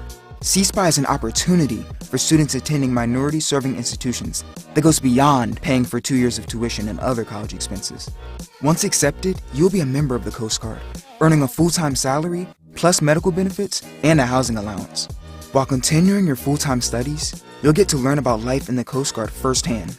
You'll quickly find that the Coast Guard is unique from the other military branches. It's a different kind of service, with crews of like-minded people who perform life-saving missions every day and protect our environment and communities. If you're ready to step up as a leader and help us make the world a better place, then visit gocoastguard.com/CSPI to learn more or talk to a recruiter.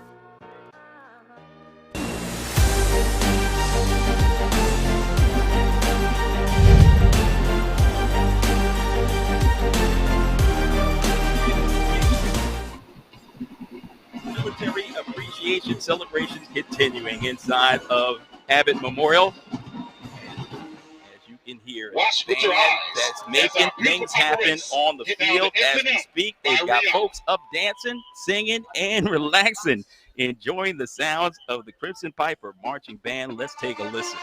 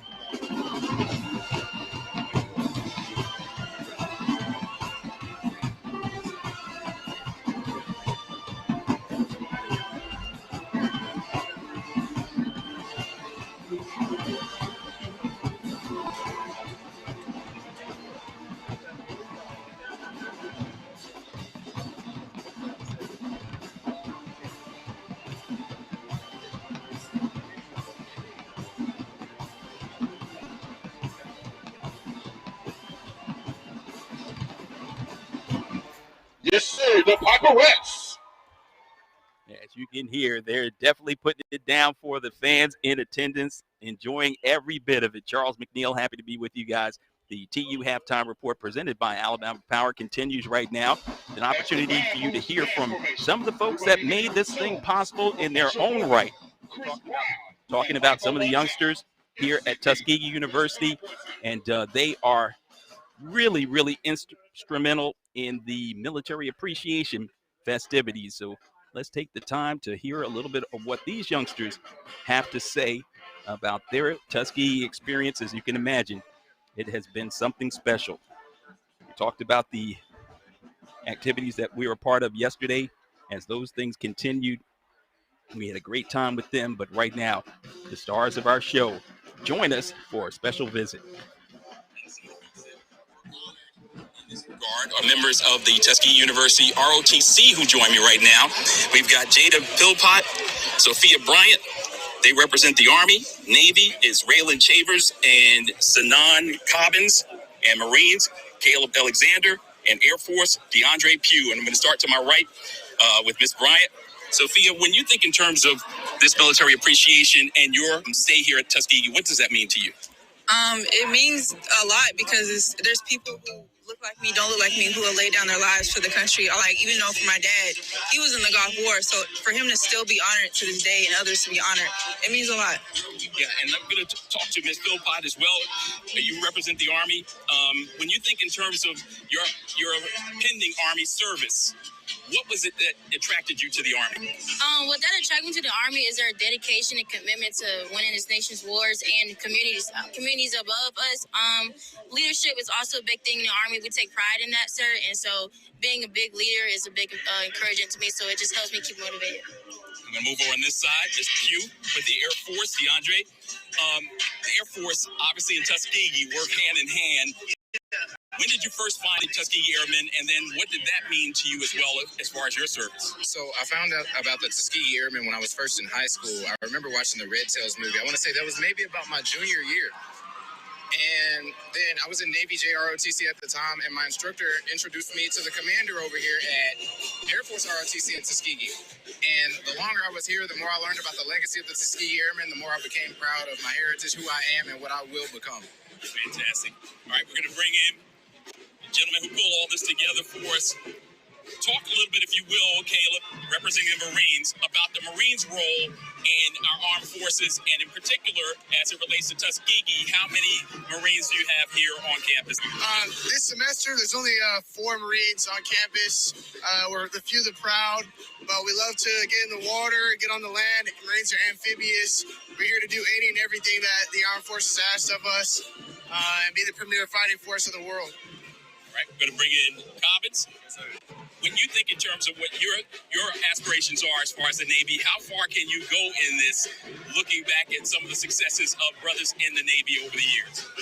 Well, what my aspiration is, I want to go big. I want to stay in for a really long time. And looking over things that people have already done in this service, just making it way more motivational, more confident in me and confining me to keep on pushing through as I will serve into the United States Navy.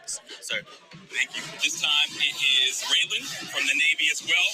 Just talk to him about how far you can go in the Navy. What was it that drew you to the Navy, and why is that your chosen field as far as armed forces concerned? I feel like the Navy is overall about honoring those who came before, during, and after us. So my commitment to the Navy is just my leadership and just basically just serving my country through like leadership. Being committed to this is not about believing in what's going to happen in the future. No, it's about just committing your time to it, not really focus on how long you're going to do it, but just developing that leadership along the way and the dedicated service to our country. Thank you all so much for spending time with me during the halftime report. I know you guys have something to say to the football team heading into the second half. Go Tuskegee! Thank you so much to the young folks making it happen. It's certainly illustrating what the young, vibrant energy is here at Tuskegee, both in the ROTC program as well as on campus for our students as well as student athletes. So we will continue with our halftime report presented by Alabama Power. Up next, it's a look around the SIAC as we check out the scoreboard. That and a whole lot more as the halftime report continues right after this.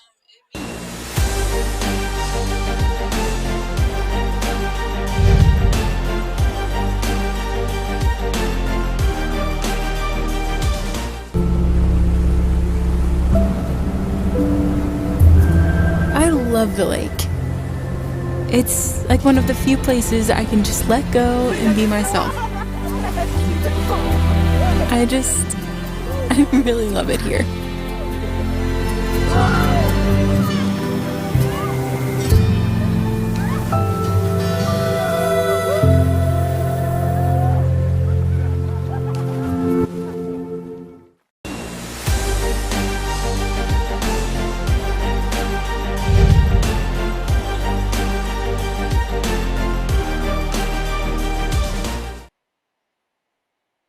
TU Halftime Report presented by the Alabama Power Company continues at Abbott Memorial with a look at today's conference action in a battle of two of the four undefeated teams in the SIAC. Albany State hosting Allen, and this one has gone final. Your final score, Albany State 57, Allen 14. Wow, what a big-time win that was amongst two undefeated teams entering it. Central State tried to avoid an 0-4 start in the Frederick Douglass Classic on the shores of Lake Ontario in Rochester, New York, facing a winless Lane squad. So both of those teams, somebody's O had to go in that one, and the Marauders did it. They knocked off Lane 42-13. That is a final. The Tigers of Benedict on the road at Clark, Atlanta, and undefeated Benedict leads the Panthers 28-17. 2 minutes to go in the second quarter. It's Miles looking for an upset today versus Morgan State in the Circle City Classic in Indianapolis.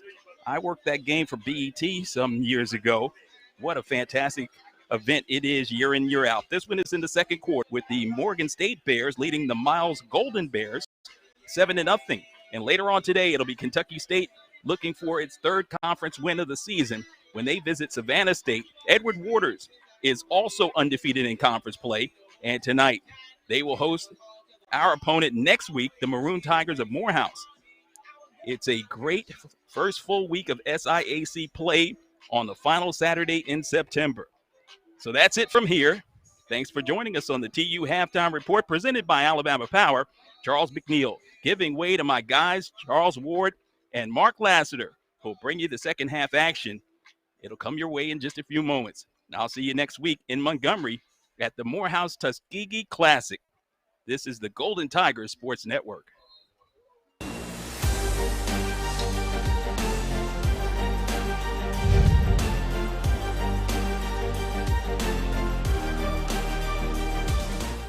Broadcast coverage of Golden Tigers athletics is brought to you by the following: the U.S. Coast Guard, always ready. Booster Digital Displays, dedicated to providing high-quality, affordable LED displays with exceptional service. Alabama Power, for the service of Alabama. TNT Fireworks, celebrating more than 100 years of America's #1 best-selling brand of fireworks. Yellowwood, a better backyard awaits. Home Depot, how doers get more done. Utilities Board of Tuskegee, purpose, progress, people. Coca-Cola, enjoy the moment with a Coca-Cola. Tuskegee Federal Credit Union, serving the people of Tuskegee and the surrounding community since 1938. TLAT Media, step by step, TLAT Media makes your business grow. And by Advertising Solutions, from concept to conversion, we are your advertising solution. Hello, Tuskegee fans. My name is Johnny Morris III, running back at Tuskegee University, and this is the Golden Tiger Sports Network. C-SPY is a prestigious scholarship, a world-class leadership training program, and a ticket to a rewarding career as an officer in the United States Coast Guard. C-SPY is an opportunity for students attending minority-serving institutions that goes beyond paying for 2 years of tuition and other college expenses. Once accepted, you'll be a member of the Coast Guard, earning a full-time salary, plus medical benefits and a housing allowance. While continuing your full-time studies, you'll get to learn about life in the Coast Guard firsthand. You'll quickly find that the Coast Guard is unique from the other military branches. It's a different kind of service, with crews of like-minded people who perform life-saving missions every day and protect our environment and communities. If you're ready to step up as a leader and help us make the world a better place, then visit gocoastguard.com/CSPI to learn more or talk to a recruiter.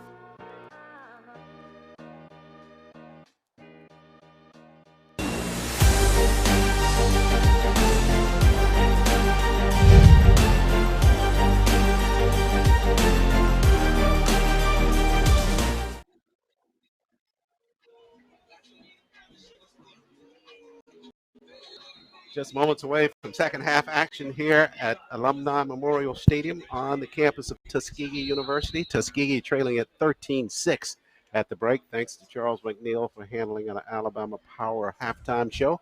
And Mark, some adjustments have to be ahead. Makes it look and sound so easy.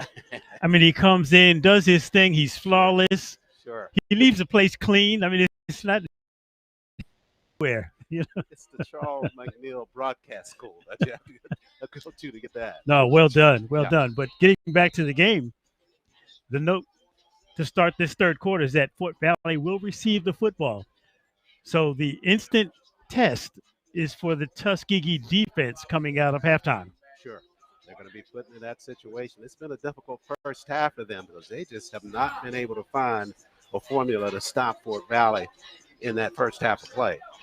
Fort Valley had the benefit of a huge touchdown pass from their backup quarterback, J.K. Hart, 6'3" junior, that came in and shocked the world, shocked everybody with that long bomb to start their first drive. And I think that once Fort Valley sent that immediate signal, Tuskegee was all of a sudden on their heels, and they've been playing on their heels, it appears, for the entire first half. We'll see how they respond in this second half to the Wildcats of Fort Valley. As we enter the second half, Fort Valley with a 13-6 lead. Heard Charles talk about some of these scores around the conference that we're keeping an eye on. Albany State with a crushing win over Allen earlier this afternoon. That ball game, I think Charles said 56-14 is something. I'll try to get the exact score there, but it was a very one-sided win for both teams that came into that contest undefeated. Did you say that we are traveling to Albany State for their homecoming? I just want to be straight about that. Okay. Yeah, in a couple of weeks, you're right. Got Morehouse, and then I think we got the open week after that. Then into Albany State.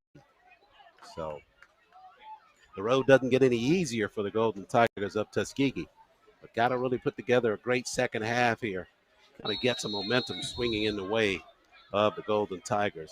We get set for second half action now. Ryan with the kick, deep kick by Ryan over the head of the return men, and the Wildcats of Fort Valley from their own 25-yard line. Quick glance at the first half stats, Charles. One thing that jumps out, offensive plays and yards. Fort Valley had 23 plays for 212 yards.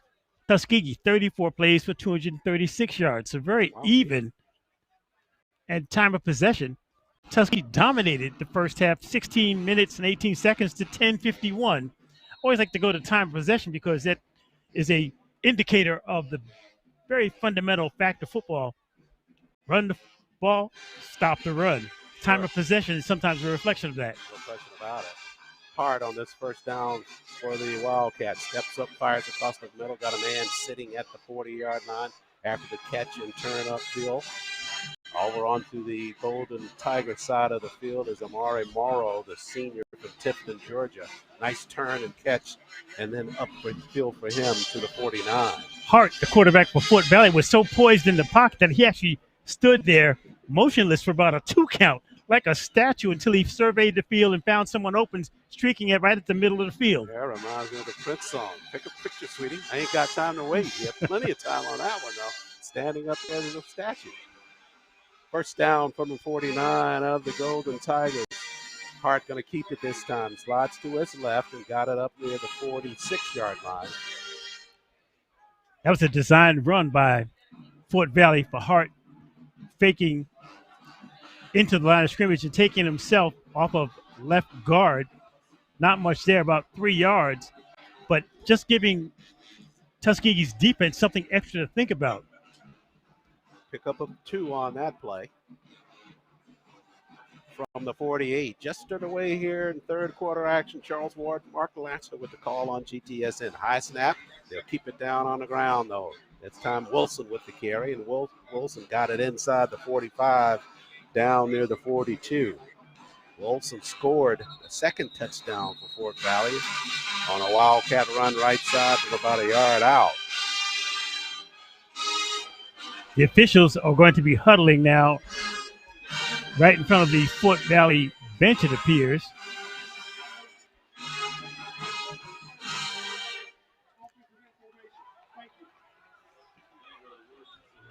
think they're trying to get the band to tone down their rhetoric while the Fort Valley offense is at the line of scrimmage. I think that was the call. The band is not listening. Third down effort here for Fort Valley.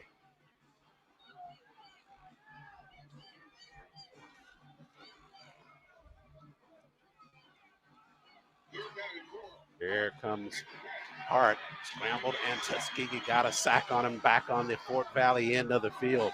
He was waiting for something to develop downfield, but the Golden Tigers just kept coming defensively, and they finally get him down. Kaquan Kimber, the linebacker for Tuskegee, big play after big play, that time on the blitz, getting in on the quarterback, a huge stop for Tuskegee on third down. Fort Valley will now turn the ball over. Yeah, that was a huge play there. See if that'll swing this momentum after the punt. Hall will stand at the 15.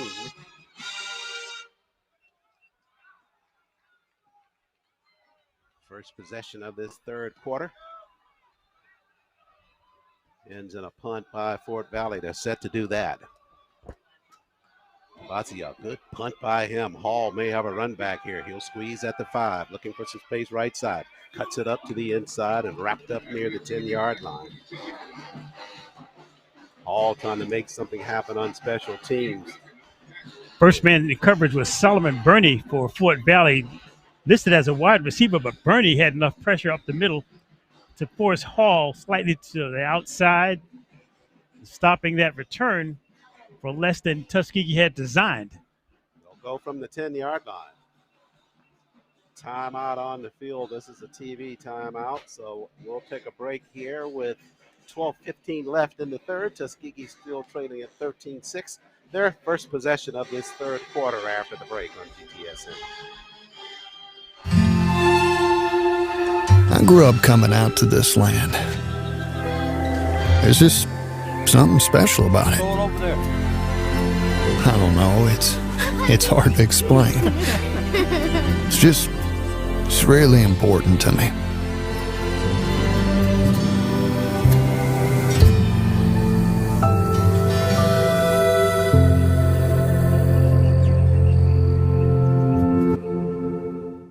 Hello, Tuskegee Nation. I'm Dr. Mark Brown, President and CEO of Tuskegee University. This is our First Lady, Miss Gwendolyn Jackson Brown. We are so excited about the Golden Tiger Sports Network and this year's season. TU, you know.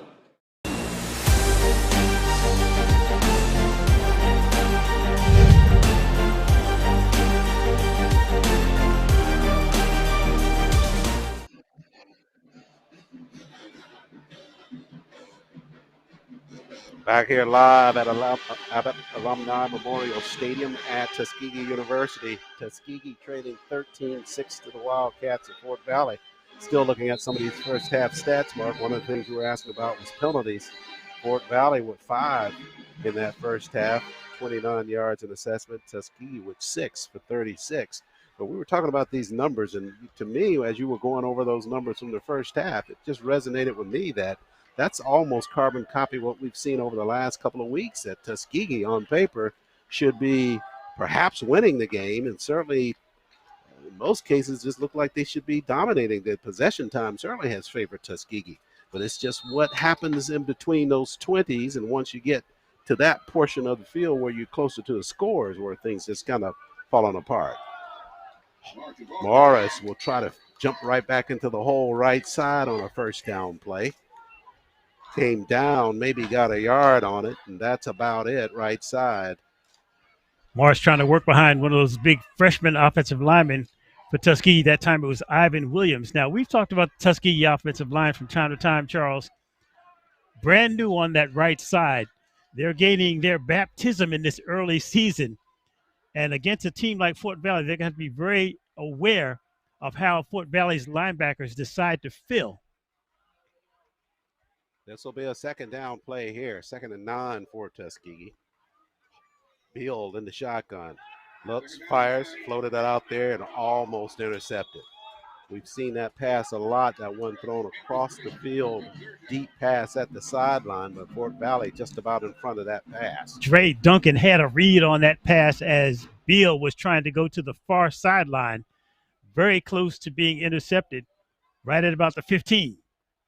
That'll bring up a quick 3rd down and 9 here for the Golden Tigers.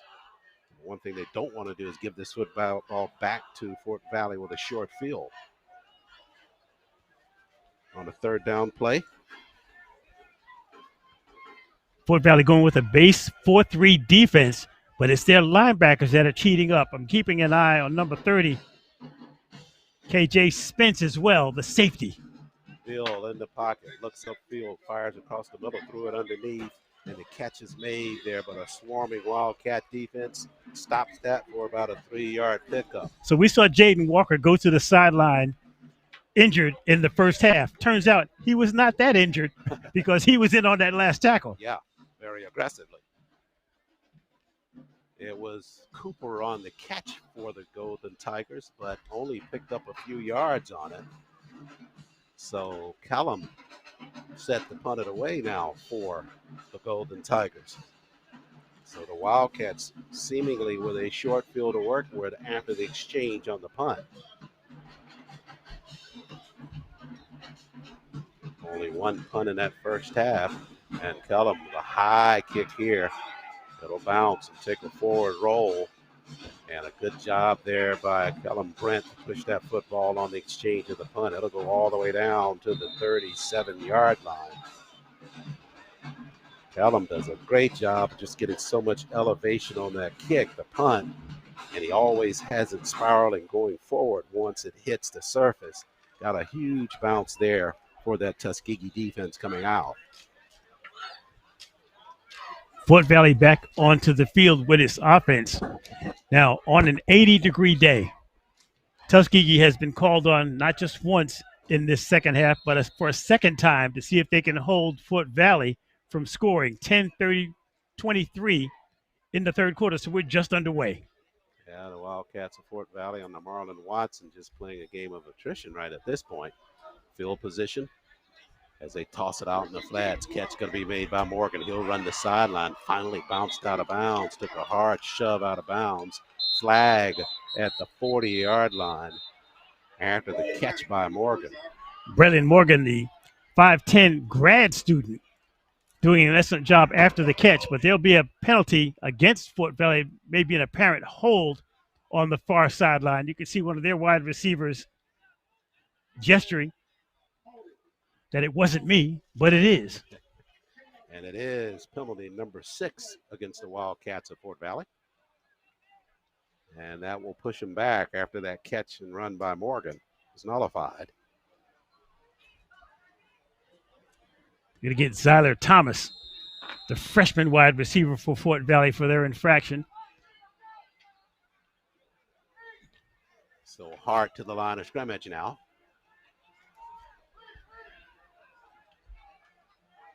First and 20 after the assessment.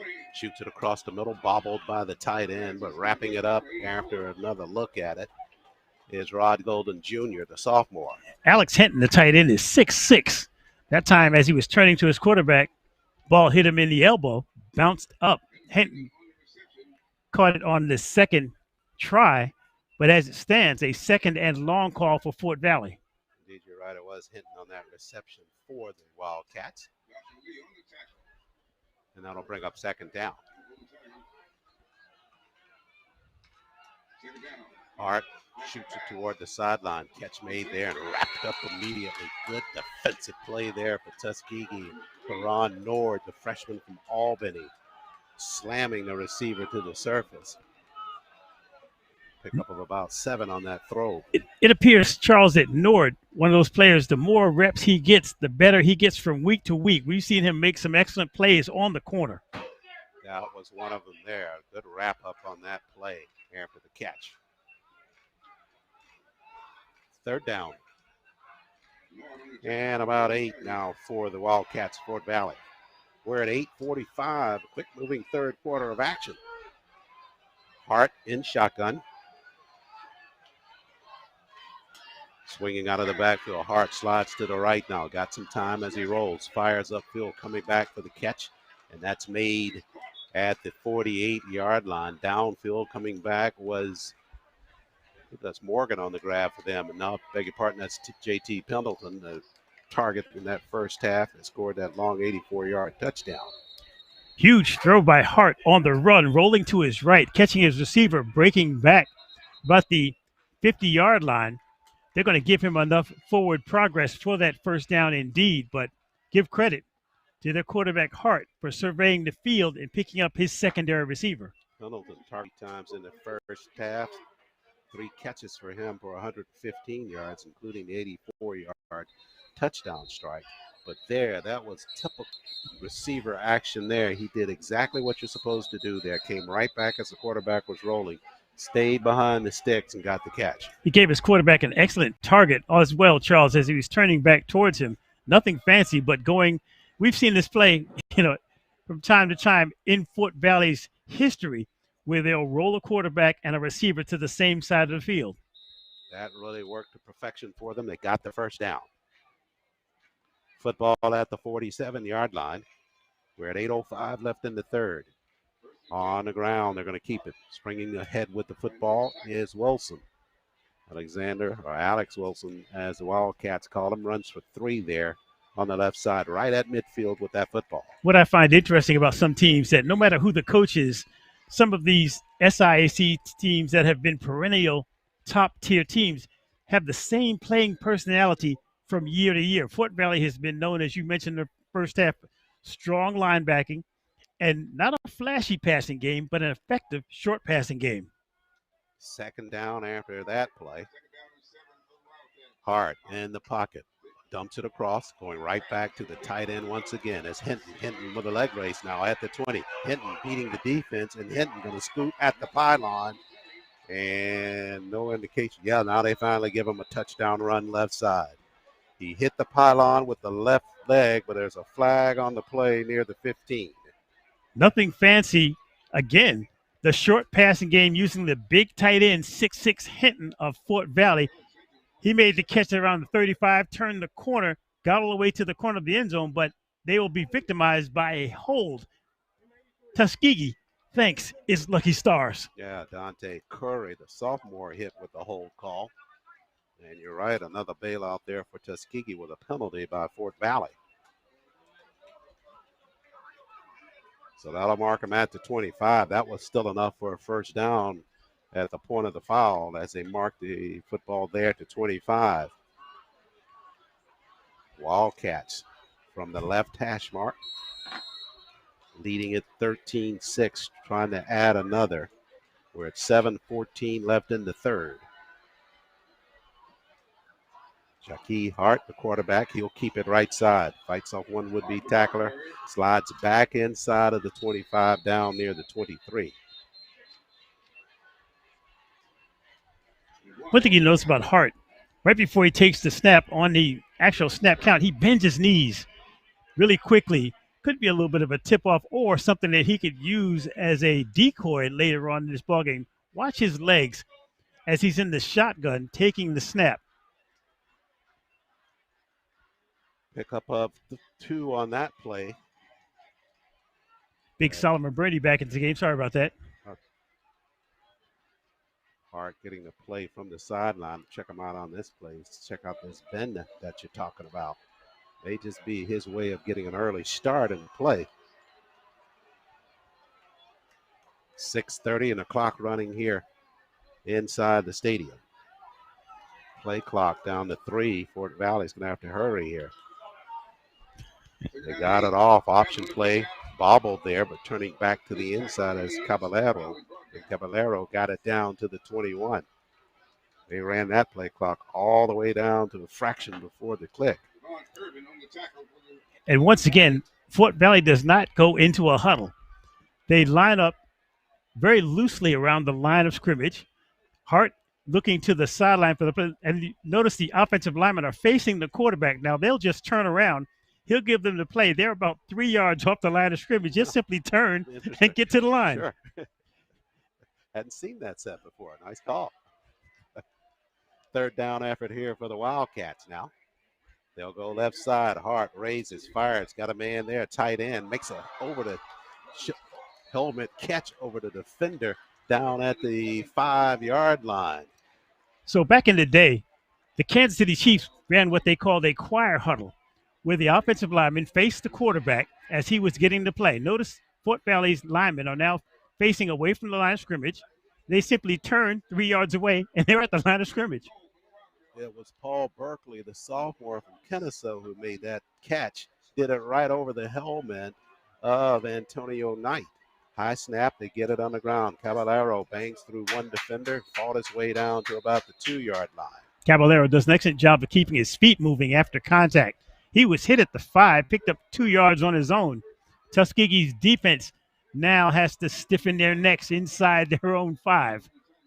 So the Tigers trying to hold Wildcats out, but the Wildcats got exactly what they wanted on the previous possession. They pinned the Golden Tigers deep to start their offensive possession, and Fort Valley had a short field to work with as a result, and now about to cash in on that. Wildcat goes straight ahead, left side on the carry. It's second effort, the pack's pushed. Everybody in the end zone, touchdown for Fort Valley.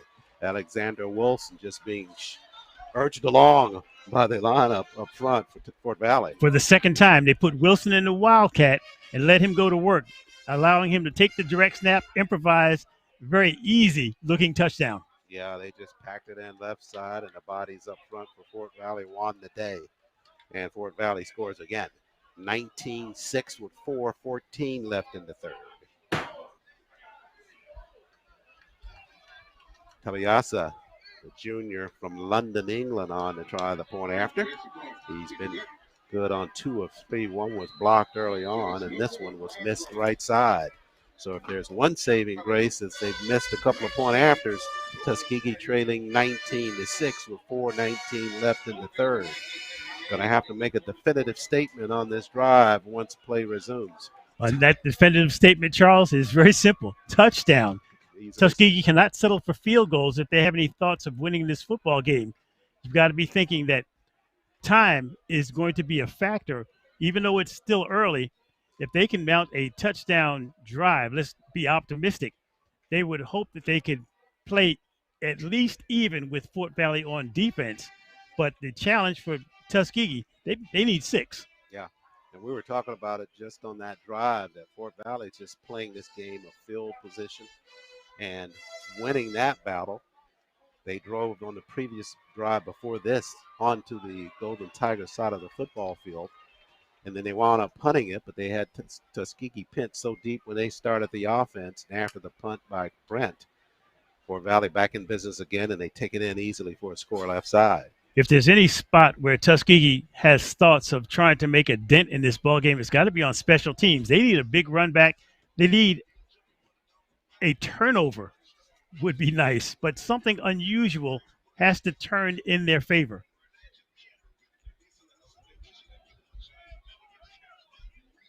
So timeout here at field level, and I hear, as you reference, Mark, they have got to do something hopefully on special teams, but at the end of the day, you've got to get that offense moving as well. A long timeout here. Now this one's a TV timeout. Is it ESPN Plus that's doing the coverage today? I believe so. As we say, turn down the sound and listen to GTSN. Decent crowd here at Abbott Stadium this afternoon on an 80-degree summer-like day after the first day of fall. Is this weekend the weekend we turn our clocks forward or back? When does that happen? Good call. I'm not real sure about that. I have to check. Yeah. One of our producers, I'm sure, knows. Oh, Charles McNeil, he knows everything. Charles McNeil has got to know. I know. Who wouldn't know but him, right? I just don't want to be caught, right. Sleeping an hour late. Sure.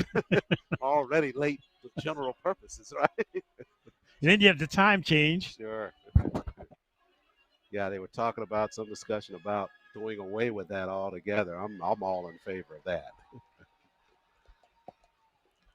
So set to begin action after the touchdown by the Wildcats of Fort Valley. They extend their lead to 19-6. TU with a couple of players back deep to receive the kick. And this one will run back here, squeezing it at the 11-yard line. Straight ahead on the carry and spinning out toward the sideline is Rouser. And Jaquil runs it up near the 34-yard line. Rouser with a very decisive run. Nothing fancy, just straight up the hash marks, trying to carve out space. He actually had one more player, could have picked up another 10 yards on that return. So they'll put it in the hands of the offense here. And from the 34, TU, middle of the football field, will start to drive.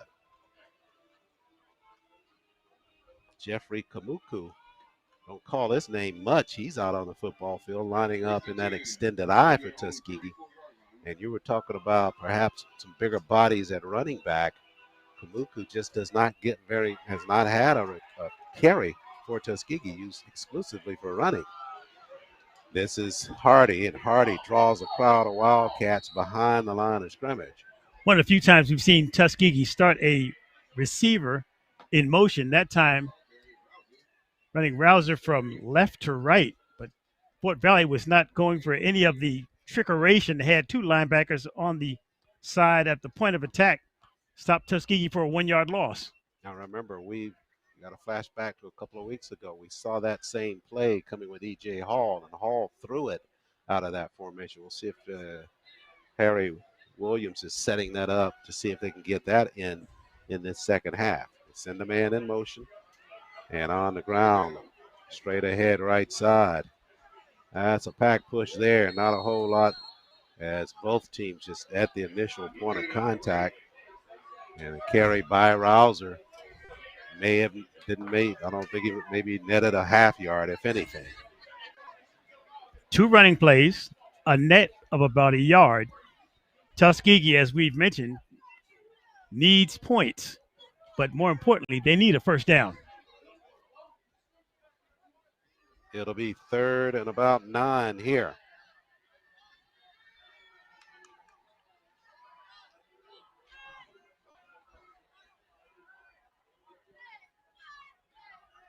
Bill looks to the sideline for the call.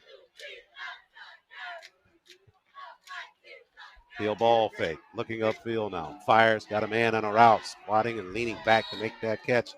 That was into the hands of Rashad Wilson, and that's enough for the Tuskegee first down.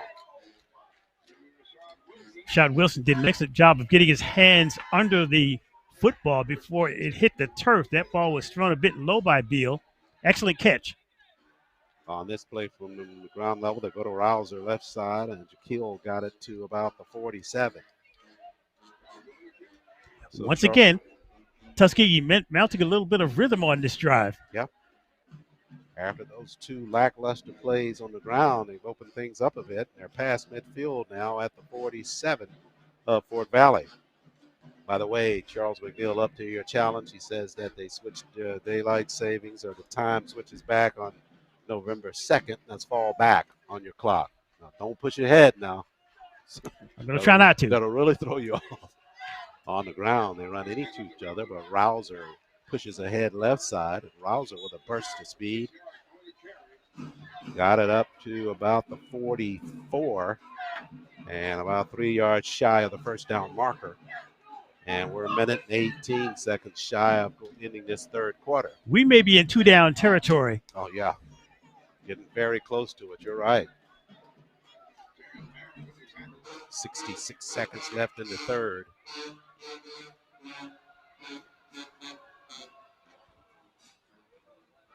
And Beal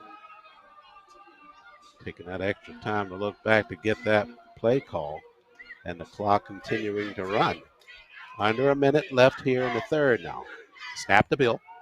Short hitch. Turning route, and he threw it right to a defender. Intercepted there by the Wildcats, and it was picked off there by Damon Polite.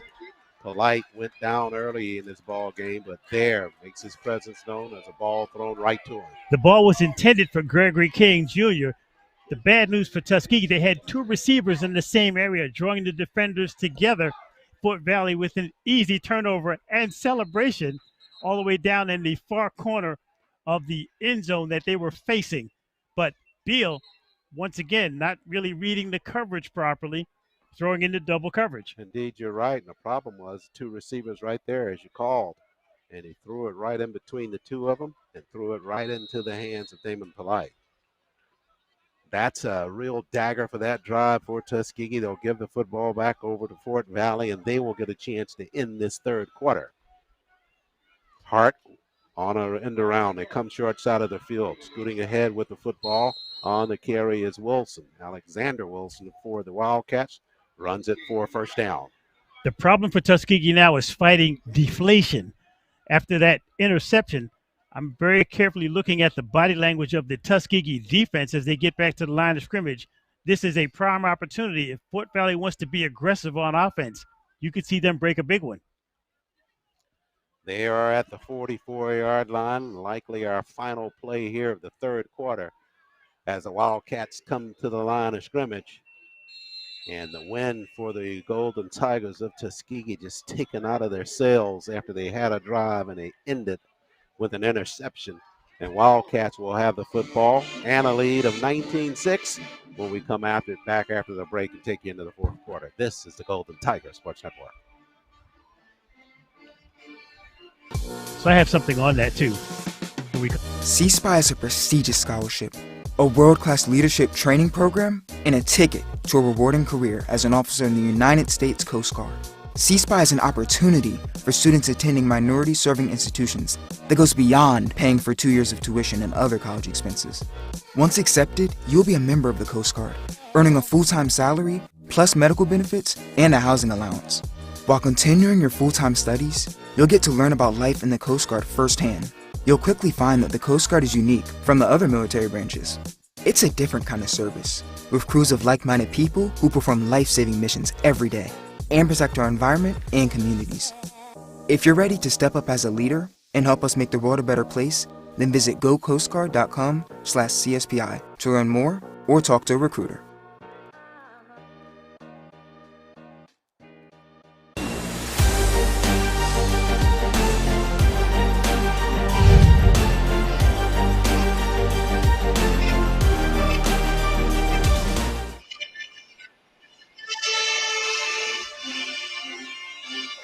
Back live at Abbott Memorial Alumni Stadium. Mark's getting tougher for the Golden Tigers. A small footnote, Charles. Tuskegee likes to run stacked receivers to either side. The challenge is for the receivers, if they're going to go with a quick three-step drop, they've got to get quick separation. We've seen them run the rub plays or the plays where one receiver will get in the way of a defender. That time, the two receivers stayed close together on the three-step drop of Beal. Fort Valley did an excellent job with the read, and the interception looked really easy. Well, it was easy for a reason. You had extra defenders in the same spot. Sure, absolutely the case. You could see that unfolding. And the spot that he threw it, it looks like he was almost throwing through a spot. And he was occupied by Polite. Well, the spot was occupied by two white jerseys and only one red jersey. Sure. Or red helmet, I should say. You were trying to read the mentality of this team in pregame in terms of being down there with them. And now just looking at them as we get set to start the fourth. Players on the bench down to the left and the ones in the huddle getting set to come in to start the fourth quarter. Not dejection, but got to be kind of a searching look on the faces of these players about why things are happening the way that they are. Well, also, as we see some of the fans depart Abbott Stadium walking up the hill towards Logan Hall, the feeling has got to be, what else can go wrong? We've seen a second turnover by the Golden Tigers on a drive that they desperately needed. So it puts too much pressure on your defense time after time, especially on a warm day, to stand up to this Fort Valley offense. And Tuskegee is probably a big play away to pick up another touchdown, which would lead this game to being a blowout, as we saw last week against Benedict. Absolutely. So they flip side to the field. Fort Valley starts the fourth with a 1st and 10 from the 45 of the Golden Tigers. They'll keep it on the ground. Up the middle they go. Not much space in there.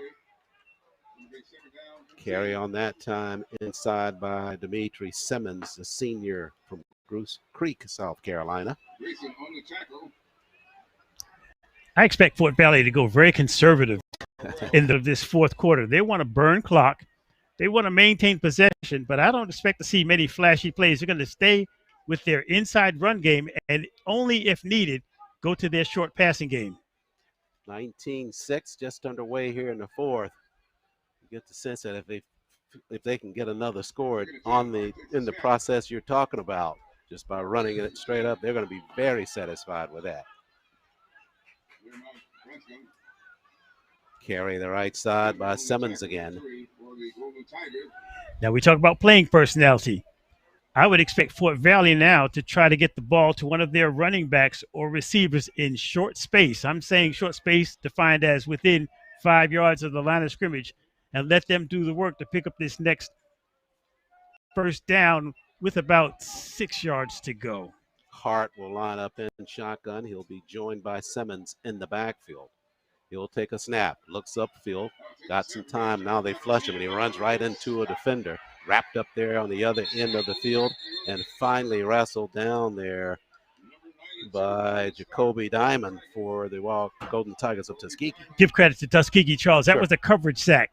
Tuskegee had enough defensive backs in excellent position to prevent Hart from seeing anyone open. They pick up the sack.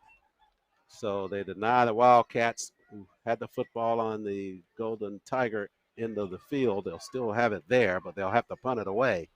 But the Wildcats, content to play with field position here, they pinned Golden Tigers down last time after a punt to start a drive. And here comes the kick. Hall for Tuskegee calls fair catch at the 14. So I don't want to sound doom and gloom. This game is not over with 12 minutes and 48 seconds remaining, only a 19-6 lead. Tuskegee's got to be thinking, okay, 2 scores, but more important, let's get 1. Sure. Let's get 1 score if we can. Yeah, you start 2 with 1, no question. Yeah, the 2 field goals they got in the first half easily could have been points they were able to sustain those drives, but the drives got shut off on them, so they only got the 2 field goals. I thought when you were talking about it just a minute ago, when you were saying the way that Fort Valley looks like they were trying to play it, you are spot on about them trying to go very conservative and burn clock. At some point, Tuskegee's got to create a situation where they're going to have to force the level of this game to be increased in terms of their offense. They can't continue to go 3 and out and expect to get back into this football game. That last possession by Tuskegee ending in that interception was really a devastating blow for them there. They've got to find a way to get over that. Does your spider sense pick up any vibes for a quarterback change by Tuskegee? I'm scared of spiders, I'll tell you that. But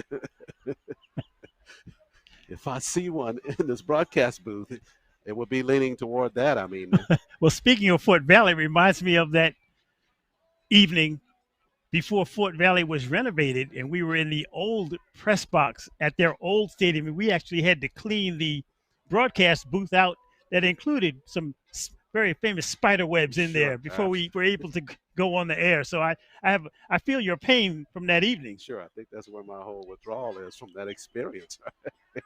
I understand they tore that stadium down in one day at Fort Valley. Well, it wouldn't take very long for that press box, that's for sure. Yeah. I think we went there one time, and just if we turned around, we could see the cow pasture right behind us. I remember the cow pasture at Fort Valley. Yeah. They have a nice facility down there in Fort Valley, as do the Golden Tigers here of Tuskegee with the renovations to Abbott Memorial Alumni Stadium. Field house down to our right, Jumbotron down to our right. Well manicured valley sitting kind of stadium here at Tuskegee. Tuskegee in a valley right now in terms of scoring. They trail it 19-6 to the Wildcats of Fort Valley. Bill going to line up shotgun for TU. Morris joins him. I beg your pardon. That's Rouser joining him in the backfield. And the snap to Bill. Raekwon looking upfield, shoots it toward the sideline, having to come back for the football and can't get it to Hardy at the sideline. Pressure by Fort Valley that time by number 42, Lorenzo Harvey, the defensive end, once again getting on Beal, forcing him to throw off balance. He was trying to come to the near sideline, but the ball was just off target as a result of that pressure. Yeah, but to your point, that route, probably, 15, 20 yards downfield, You got to try to break that off shorter in terms of manageable catch and managing this situation. Excellent call. That pattern might have been about 5 to 8 yards too deep. Bill on the snap, second down. Looks upfield, steps up, avoids the pressure for a moment, but then they catch up with him near the 11-yard line, and they put him down there for a sack. So the Wildcats really taking advantage of the front line now, putting tremendous pressure on the Golden Tigers up front. Bill tried to step through that pressure, but got caught at the back end of that. You talk about body language. Notice players on the Fort Valley bench on the near sideline just jumping up and down, encouraging defensive teammates. Yeah, they are still in search of their first win of the season. They were doing jumping jacks between the third and fourth quarter. The entire team. Sure, excited. And we talked about it in the pregame that this is a team that's 0-3, but we knew they were a lot better than that. It was a competition that was forcing that early record. Bill going to throw it underneath, got it in the hands of Rouser, and he spins past one beat tackler and works it further downfield. That's enough for a Tuskegee first down. Something they desperately needed. Some momentum for Tuskegee, a first down, huge first down, all the way out to the 36-yard line. 11:34 left in this football game. Tuskegee's going to have to suck a victory out of this as they come to the line of scrimmage with a fresh set of downs. Bill in the pocket, looking, pressure, runs right back into it, and a flag coming in there, and they'll get a sack on him at the 30. Bill was hit high. You could see him grabbing for his face mask. It's fortunate that he didn't fumble that football. There's two players from Fort Valley right in his chest. See if that may be a face mask call. That would be a break for Tuskegee. Instead is holding against the Golden Tigers up to you, and that'll push them back. Fort Valley's just getting excellent pressure from their front four. They're not doing anything exotic with their linebackers, but at this point, they're just out-muscling Tuskegee up front. Sure. It's becoming clear that one of the real problems for Tuskegee as these games continue to unfold and as the game itself unfolds in time is that offensive line gets compromised. And the Wildcats have done it here. Benedict did it last weekend. Fort Valley's also using linebacker Devin Smith. He wears number 42. He's lined up on the right side. They'll line him up from an up position, but sometimes it's a down lineman. So Tuskegee's having a difficult time tracking big number 42. Now he's down on all fours. Bill is in shotgun.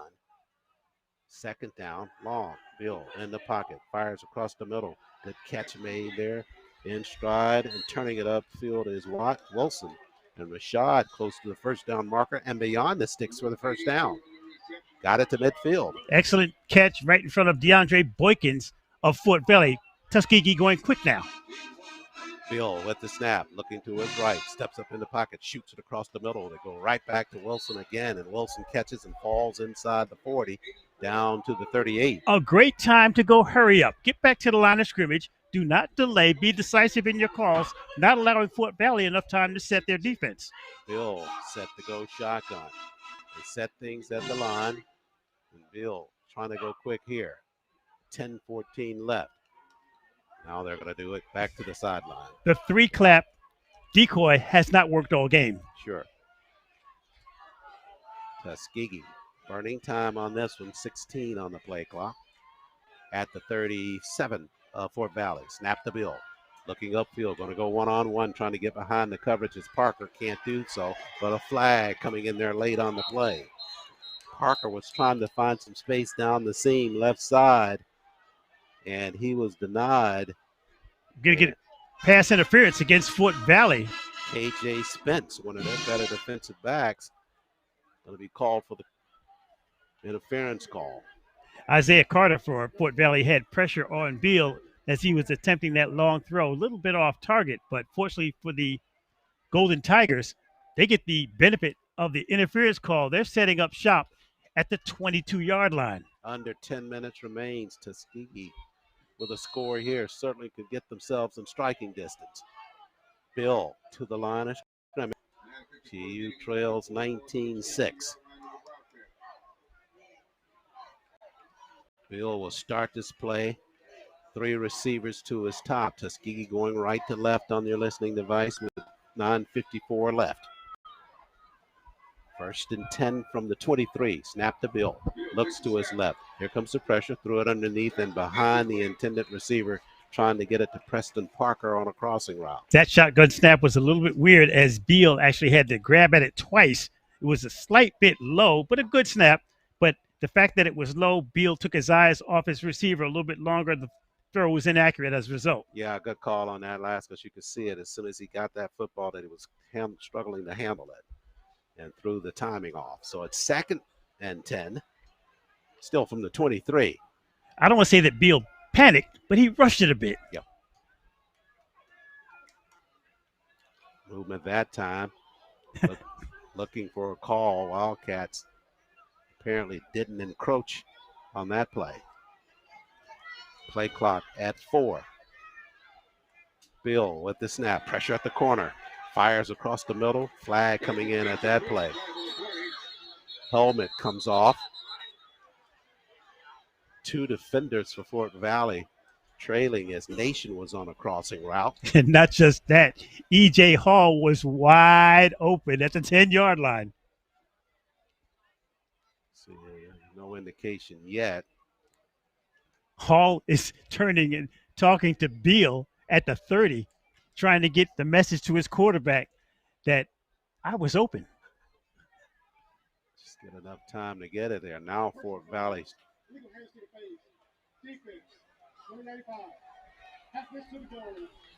automatic first down as well. Kelvin Blackshear is going to be penalized by Fort Valley. So just as Tuskegee was penalized in the first half, now Fort Valley's defense is letting them down. 9:42, just continuing to watch this clock, because if the Golden Tigers can score here, then they can put a little pressure on Fort Valley, maybe force them into a little bit more wide open approach to their offense and forcing possible turnover. Got to get the score first, though. Bill looks in the pocket, fires to the end zone. Got a man there trying to one-hand grab it, but it goes through the end zone on an incomplete pass. Just trying to get it to Thomas at the back of the end zone. Malik just not able to run that one down. That was a dangerous throw by Beal, but a smart throw at the same time. There were 2 men in coverage, and the only player that could have made a play on that football would have been his receiver. Certainly seemingly have learned from that last interception with the double coverage. 2nd down and 10 from the 13. TU not only wants to score, but would love to get in there pretty quickly.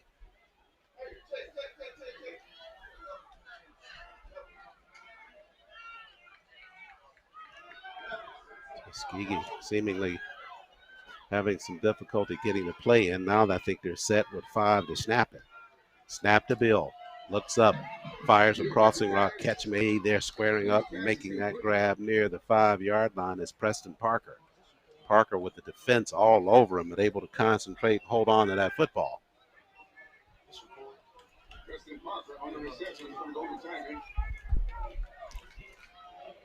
So 3rd down. They're down in about 5 for Tuskegee to get the fresh set of downs. A couple more yards, they can get in that end zone. Bill and shotgun. Rouser joins him in the backfield. Wildcats showing they're coming, and they are. Bill unloads it. Rouser out of the backfield, trying to turn the corner. Rouser, touchdown, Tuskegee. They caught him coming in there, and a nice call there by Harry Williams to flank Rouser out of the backfield for the touchdown grab. One of the better throws by Beal all season to a back out of the backfield in rhythm, giving him enough momentum to get to the corner for the 6. Ryan's on now to try the point after. 8:51 remains. Clean snap. Larkin knocks it through for Tuskegee, and right now it's a 19-13 lead for Fort Valley, and the Golden Tigers needed a touchdown mark, and they got it there. So perhaps some of those people who left early may be coming back down the hill as this game has tightened up with a lot of time remaining, 8:51 in this 4th quarter. Indeed. Tuskegee answering the bell there. They cut the deficit. We'll take a break here on GTSN.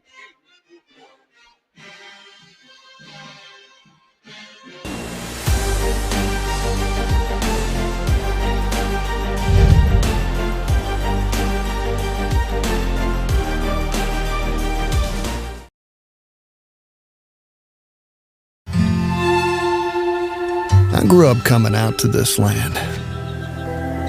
There's just something special about it. I don't know, it's hard to explain. It's really important to me.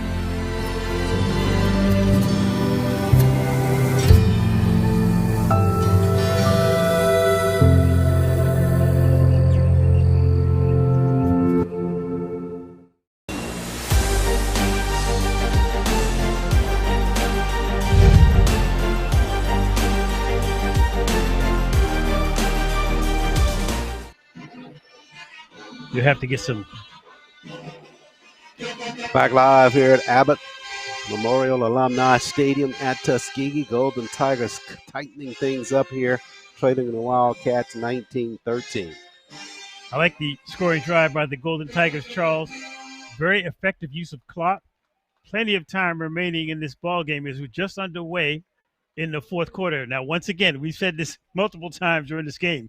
It's the Tuskegee defense that has to make it stand, see if they can get the ball back for their offense. You think the theory for the Wildcats of Fort Valley still stands in terms of how they approach the offense? They will not go out of personality. They'll go stay conservative. Wouldn't be surprised if Fort Valley says, we'll put this game in the hands of our defense. We have enough confidence, trust in them that we don't have to do anything spectacular when we have the ball. It will be interesting to see. We get set for the kick. Fort Valley will have it with 8:51 left as the Golden Tigers score to make it 19-13. This is when you really see the chess match between the two coaches. Fort Valley has the football. Tuskegee wants it back. The trick for Tuskegee is how much do you gamble on defense and how much do you play conservatively as well? Dante Curry will stand deep. Backpedaling back there as well as Braden Morgan. A great time here for Larkin to launch one deep and prevent any kind of run back.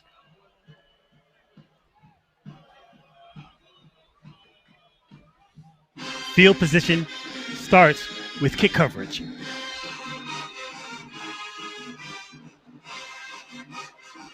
Larkin with the, what would you call that? Aqua type spats.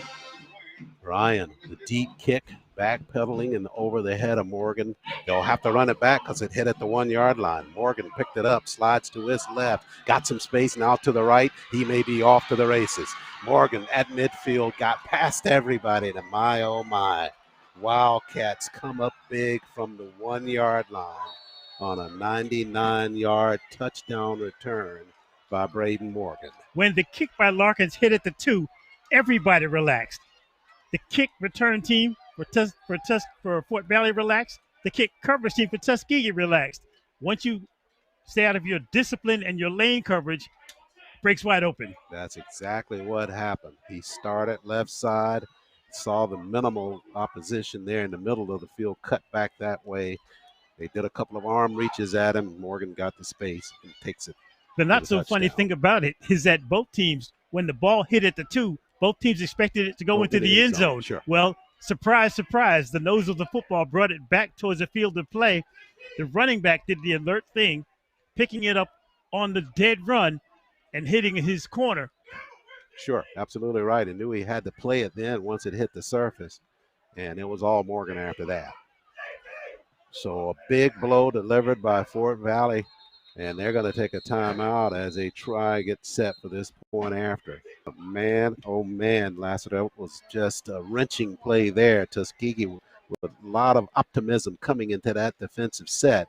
And they don't even get a chance to try to stop that Wildcat offense because they answer on special teams. Well, one of the difficult things when you're in kick coverage, Charles, is lane discipline.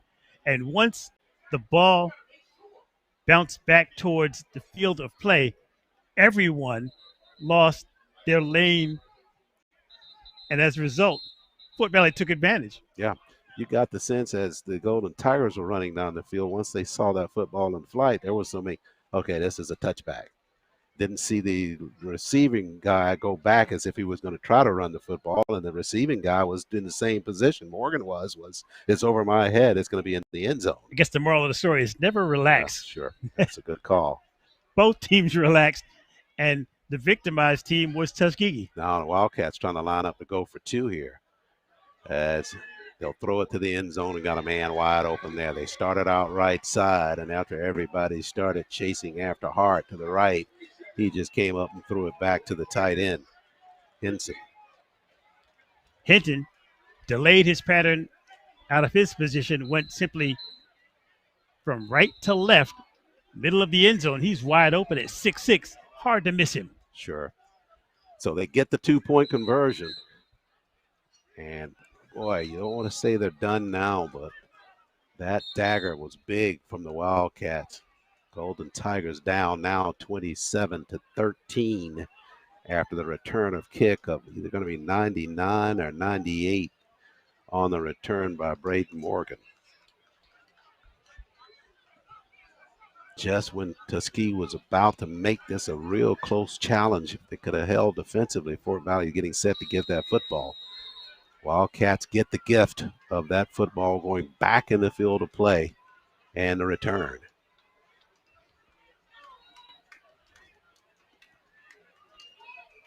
Fort Valley looking for their first win of the year on the road. And the Golden Tigers at 1-1 in conference play, return here by Tuskegee. They'll get it up the middle near the 35-yard line. Spivey on the return. I beg your pardon, it's Rouser on that return for Tuskegee. Got it up to the 36. 8:26. Still the same scenario for Tuskegee, though. They got to go quickly to try to get that score back. Still a lot of time, but you can't meander on this possession. Get it down that field as quickly as you can. The 2-point conversion helped the the Wildcats of Fort Valley, though. Once again, Tuskegee running stacked receivers to the left and right, wide of the line of scrimmage. Bill in shotgun.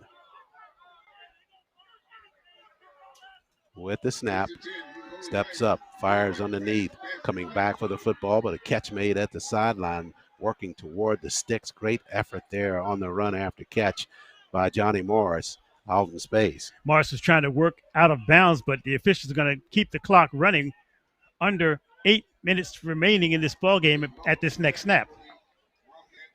Tuskegee quickly to the line of scrimmage. After the catch, Morris to the left of Bill, who lines up in the shotgun. Snap to Bill. Bill shoots it upfield and underneath the receiver. Trying to get it down to E.J. Hall, but underthrown about 4 yards short of where Hall was downfield. E.J. Hall had some space at about the 35-yard line. Beal just delivered the ball low and outside. Hall couldn't make a play on it. So that'll make it 3rd down. 7:50 remains. Tuskegee about a yard needed for the first down on a 3rd and 1. Bill with the snap, delayed handoff. Morris slides to his left, now upfield, past midfield, inside of Wildcat territory down to the 49. If Tuskegee has any thoughts of winning this ball game, they have to go on first sound. They have to be more decisive with their play calls from the sideline. From the 49, fresh set of downs, Bill in shotgun. He'll take a low snap, pass upfield and threw it behind a cutting receiver, Hall, to the inside. EJ was trying to go a little quick slant route, and Raekwon threw it to the outside. Every second is important.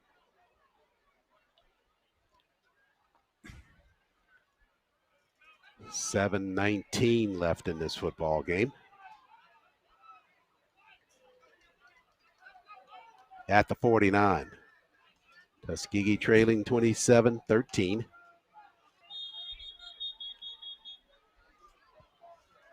And a flag coming in there on Tuskegee.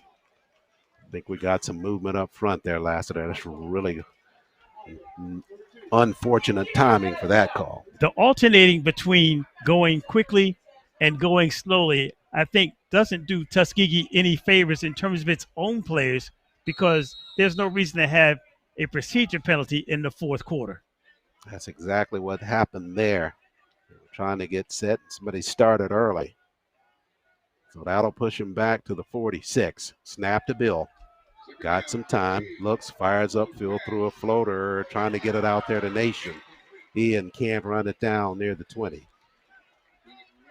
Nation got his hands on the football at about the 25-yard line, reaching over his head. He's in double coverage, however. That would have been a tough catch as it stands with that kind of coverage on the sideline.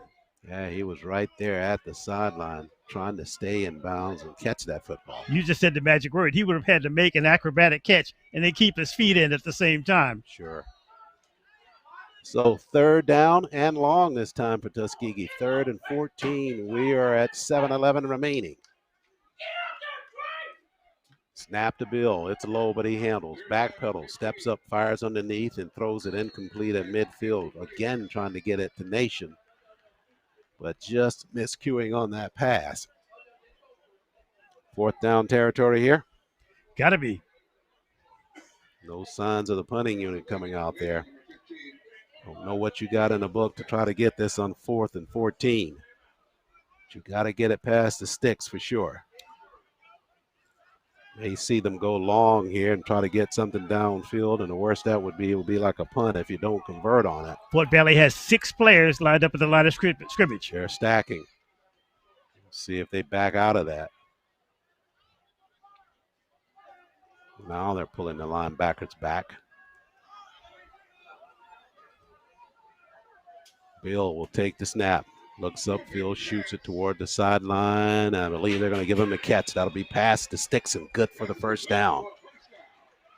Got it downfield, and E.J. Hall with a perfect route at the sideline in front of the Tuskegee sideline for the first down catch. E.J. Hall shows why he was complaining when he was open on the previous series. An excellent catch on the sideline, keeping his feet in bounds and picking up a huge first down for the Golden Tigers. That'll push the football to the 36 of Fort Valley. We go down to 6:30 and the clock running.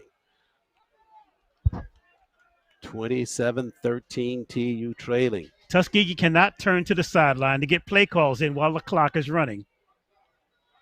That's the reality of it. That's how they've been engineering getting their plays in. It'll be difficult to switch up at this point. Bill pumps once, looks back to his left, fires at the corner. Catch made there by Gabriel Garman. Garman hit at the 30, stayed in bounds, so the clock will run as they reset this football. Clock is running. The offense now has to get to the line of scrimmage, get the play call in quickly, and get the snap off. They look to the sideline as the ball is being spotted at the 31. Bill got the call. Morris joins him. Now let's see if they go quickly here. Snap to Bill, looks to his left, fires across the middle. Garman with another catch, wrapped up there at the 26-yard line. Fort Valley will allow Tuskegee to complete these passes in the middle of the field at the hash marks all day long. Indeed, you're right. They just don't want to get anybody behind them. They keep everything in front of them. They know it favors them.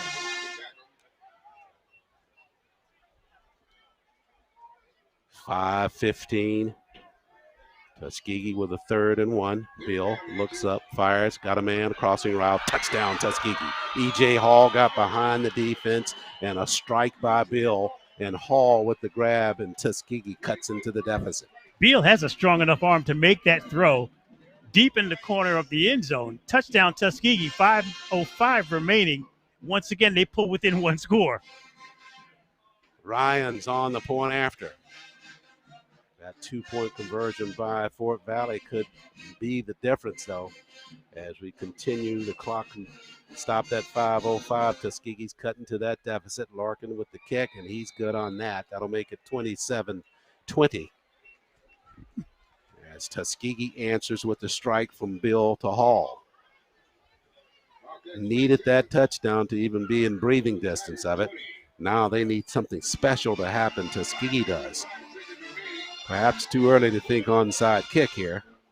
They want to keep it in the hands of the defense at this point. I think what Tuskegee wants is better kick coverage than what they had on the last kickoff.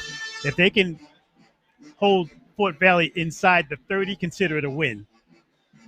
I think what they were expecting on that last kickoff after the touchdown was that Larkin would just get it into the end zone. There would not be a run back. And as we saw, they were close to that.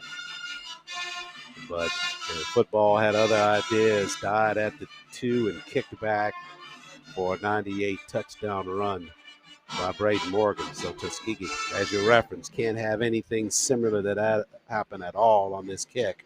You want to just keep it in front of them and keep the Wildcats at a respectable start of that possession. Well, it's interesting that Tuskegee is in a position to tie this ball game as sloppily as they have played. Showing 3 timeouts left on the scoreboard for Tuskegee. Fort Valley with 2. You're going to have a mixture of trying to make some quick, solid defensive plays here to force a quick 3 and out by Fort Valley and not have to burn any of your timeouts. Well, let's just go for it. Just get a turnover. Sure. Why not? Let's just cut to the chase. This is when your defense wants to be super aggressive. You have nothing to lose by overplaying a receiver, especially if they get a pass coverage that they like. So wouldn't be surprised to see Tuskegee send a couple of linebacker blitzes or do something exotic on this next drive. Yeah, curious to see what they're going to do here on this kick as well. If they'll just let Ryan kick it away and hit the end zone, or maybe just a straight line drive to try to see if you can't get it knocked off of someone. Perhaps not an onside, but just a line drive kick that's flat and low. So you're going for trying to make one of the up men handle it. And sometimes some of those players that aren't accustomed to handling the football might give you the benefit of a turnover. So we'll see what happens, as it appears that Fort Valley has a lot of skill players lined up. Just get ready to say that same thing, Lass. They're thinking about that as well. That's what they tried to do, trying to angle it away. Purdy, the tight end, with the catch at the 43-yard line. You're not out of anything there, as Fort Valley will take the football from their own 43.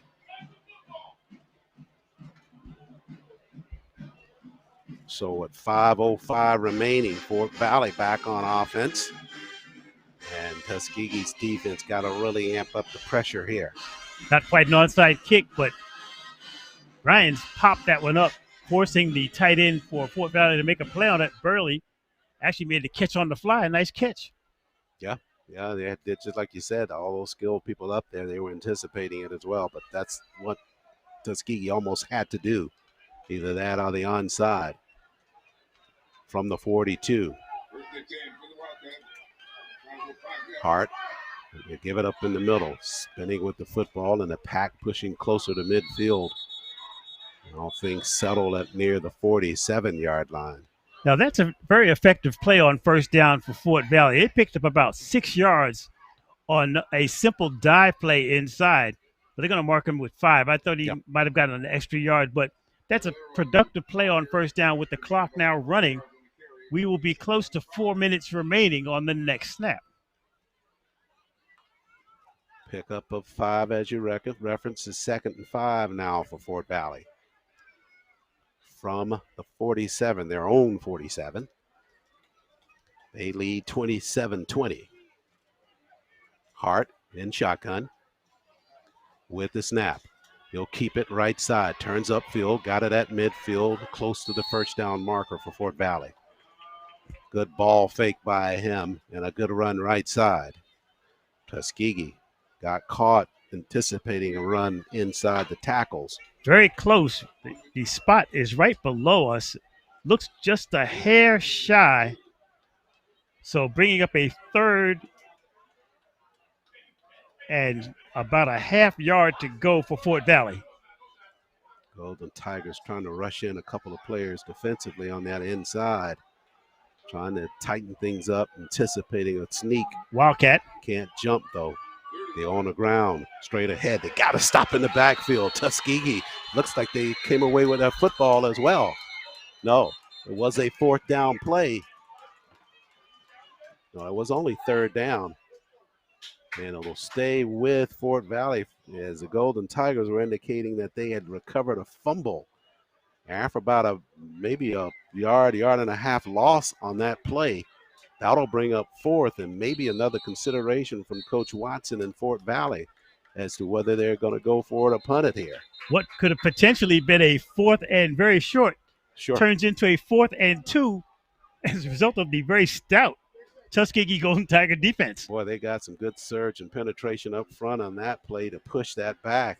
They got in near to the backfield there to stop it. Like you said, it marked it about 2 yards behind the marker now.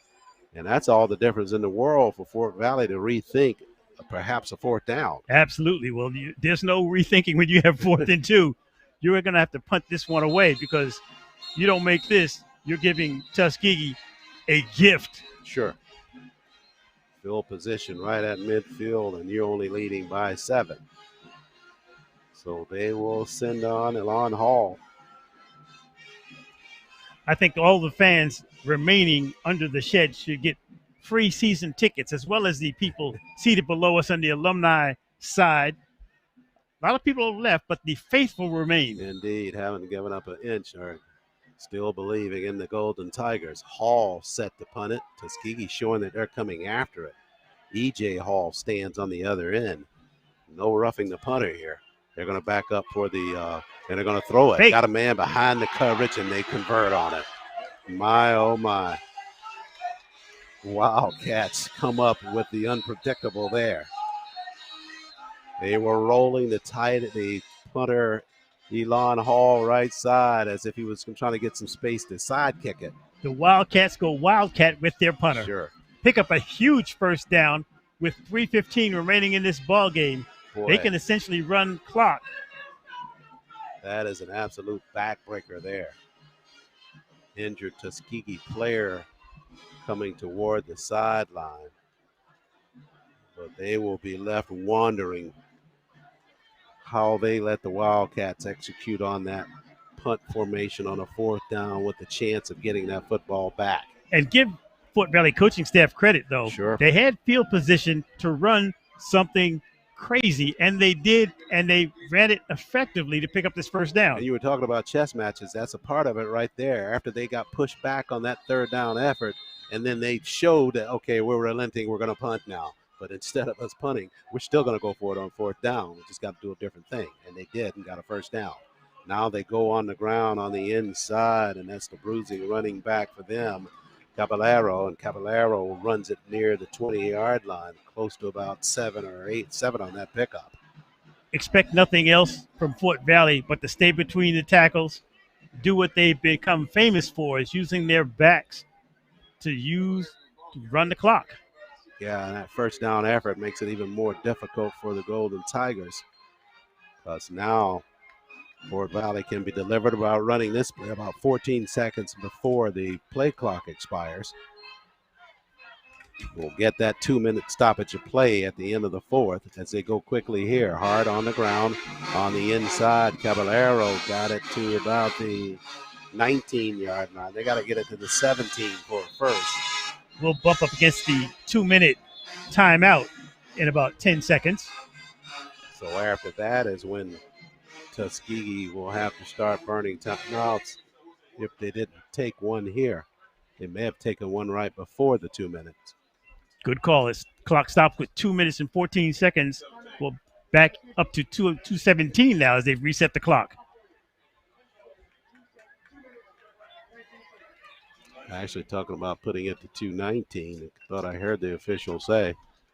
Yep, a couple more seconds there for Tuskegee. So strategy jumping in there for TU to get this time out. Hopefully get out here, make a good stop on this play, and get the benefit of the next time out that they don't have to take. I'm just amazed that you were able to make that call, listen to that through your headphones from the field referee's microphone. How'd you do that? Hey, GTSN spares no expenses on the equipment. Coming right through the headset. I couldn't hear a thing. That's because you talk too much. You don't listen. That is true. So after the timeout, it's a 3rd down and about 2 here for Fort Valley. Need another big surge that defense does. Hart going to shoot it across the top. Got a man there and a route inside the 10. Close enough. That's good enough for a first down. And finally squatting down is JT Pendleton, who has just been a terror to the Golden Tigers all game long, just crossing route there right behind the surge of the defense. As he was running outside of the hash marks, the intelligent thing just got down, allowing the clock to continue to run. We're now bumped on the 2-minute timeout, but Fort Valley is feeling very good about themselves right now. Yeah, Tuskegee did not get done what they wanted to do with the timeout situation. They wanted them to come back out on that play, stop them short, and then be at this timeout with another stop in front of them to kind of change the dynamic and force either a field goal and see what their fortunes would be there. But after that first down pickup by Fort Valley, you're right, Mark, it's going to make this proposition a lot harder for the Golden Tigers. Now you're almost at the point of even doing an extra special job of trying to swipe at that football, wherever it is, which we anticipate that it's definitely going to be kept on the ground by Fort Valley. So they're going to have to gang tackle and get somebody under there to see if they can't get a strip. I wouldn't be surprised to see Fort Valley go into victory formation, just simply snap it to their quarterback and take a knee. They have a fresh set of downs, and they can run it that way. You're absolutely right. You take 3 of them that way, and you'd be left with almost nothing left on that clock. But this entire game, Charles, has felt strange. There has never been a game-changing play in Tuskegee's favor. There have been a few against them. To their credit, they've withstood the big run back, the big opening play for the touchdown by Fort Valley, the big run back. Both times they could have thinking that they were within a score of winning this game, and now they're going to go home probably more frustrated than they came here. Absolutely, because you got to put this in tandem now when you start talking about today and then Benedict and even the ball game before that, where there were opportunities left out on that football field. And the same here today, because Tuskegee Golden Tigers did fairly well in terms of moving the football. At halftime, we were looking at some of the numbers to suggest that. Just could not finish them off to get what they wanted in terms of touchdowns. Came away with 2 field goals in that first half. Play set to resume. Jaquay Hart, the reserve quarter for the Wildcats of Fort Valley. No reservations about him today. He's played well for Fort Valley. He will take the snap. On the ground, they wrap up at the running back, and stumbling to the ground is Simmons, trying to keep his balance. But Fort Valley runs a play there. They'll get the clock geared with that, and a stoppage of play. Tuskegee took the time out there. So that's Tuskegee's final timeout with 1:52 remaining. Fort Valley huddling up in front of their bench. It's interesting when you see players come to the sideline, you see the units come sit together. Fort Valley's defense sitting right below us, just relaxing. They've got to be feeling really good about the effort that they've had so far this evening against Tuskegee, a very potentially dangerous offense, but they've held them to 20 points. Yeah, you're right. Tuskegee just never, as we referenced, flashes out there on the field, but just could not string it together to get what they wanted in terms of the touchdowns. Got one here in the second half, but just not able to get over that hump of scoring. And the Wildcats, a couple of big plays for them, put them into a position. Game that they had never trailed in. They go on the ground looking for some space is Simmons and some clock run. They'll push it down to 1:40, and it's running here inside Abbott Memorial Alumni Stadium. Nothing Tuskegee can do to stop it. Play clock at 27. Fort Valley will take that all the way down to a fraction of a second if they can before snapping. So we talked about last week coming off the Benedict defeat. This is a point in the season when you really discover who your team leaders are. Tuskegee about to lose its 3rd game in a row with a game coming up, a classic game against Morehouse next week. Now, that cannot be considered a gimme by any stretch of the imagination. No, the dynamics change heavily for the Morehouse Tuskegee Classic, no question. Fort Valley took a timeout, and they just took that one right before delay of game. You know, since they don't want to leave them on the field in terms of the timeout. So, and that took the clock down to 63 seconds left. And it is third down. And you can hear their coaches to our left just indicating run the football. So those are the Fort Valley coaches to our left that have been raising all that hell. Well, there's been some afternoon down to the right, too. Yeah, we've been caught in crossfire between both of them. We're going to have to think about some hermetically sealed booths up here for the coaching staffs. Yeah, you got some expressive languages coming from both sides. At one point, I saw one of the coaches stick his head and hand out of the window, and I'm sure that the fans seated right below us in the alumni section had to turn around and say, you know, hey, what's going on up there? Right. So after the timeout, they'll keep it on a keeper left side. Hart slides toward the 10-yard line and goes down out of bounds, not out of bounds, but just before going out. And a helmet coming off of there. Big number 64, Sean Turner, the offensive lineman for Fort Valley, going to the sideline. The officials are discussing it. No flag on the play as the clock is temporarily stopped. Coach Aaron James on the far side of the football field, just behind the officials. No flag out there, though, as you referenced, Mark.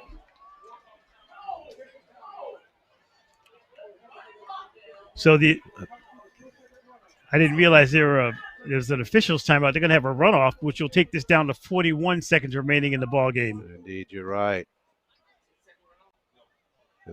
No, they're not going to have the 10-second runoff. Just hearing one of the officials up here saying that. And Fort Valley just really got to set up here for a field goal to really take any possibility away from Tuskegee. How about a block and a run back? Yeah, wouldn't that be nice? Yeah, if they kick it. There's the snap, and they kick it, and the kick is wide left. My, oh, my. Hope springs eternal. Sure. Can you tell me what side the Tuskegee coaches are on? The loud cheer coming from our right. So TU with just a minimum amount of air left in their lungs here. So just while we were making our plans for the Morehouse Tuskegee Classic, Fort Valley misses a field goal. Tuskegee takes over on offense with 47 seconds remaining. They will come out trailing 27-20. They have to take it the distance. Piece of cake. I've heard you say that on a broadcast before, and it turned out you were absolutely right. I think there was about 40-something seconds left in that game. See if you can duplicate that here for the Golden Tigers. Bill, 3 receivers to his left, steps up in the pocket, throws it underneath, one-handed catch there by Rouser.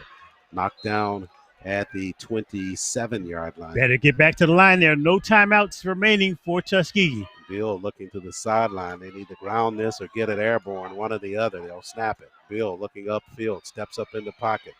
Caught from behind, shoots it toward the sideline. Catch made there and stepping out of bounds.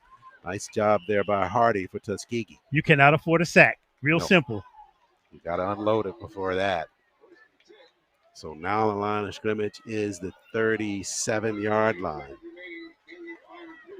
Once they put that down, they're going to gear the clock. Tuskegee got to be ready to go. Bill starts with 3 receivers to the top. 21.8 seconds left. Prevent defense for Fort Valley. Snap to Raekwon. Quick hitter across the middle. In traffic, batted around and incomplete. No flag thrown on that. They were trying a crossing route there to Devin Cooper. 18.3 seconds left now. Just a couple of more opportunities here for the Golden Tigers. Tuskegee running 3 receivers wide right, 1 solo receiver wide left. Tuskegee got to get a nice chunk on this down here. Chunk of yardage, that is. Bill with the snap. Got 3 receivers pumping up top. He'll alternate, come to the sideline, and throw it out of bounds. Had 3 receivers, as you referenced, Mark, on the pattern up top, streaking downfield. Had enough time. Might be the place in the game where you got to shoot it out there and take your chances, see if your receivers can come away with that football. Instead, he tried to come back to his left at the sideline, but threw it errant. Fort Valley safeties playing 25 yards off the line of scrimmage. 13.6 seconds left. Tuskegee got to get this football across midfield to even give themselves a chance on perhaps a last play.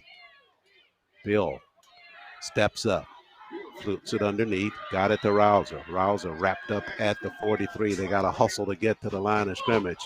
Ball game. Running with 3, and they won't be able to get there in time.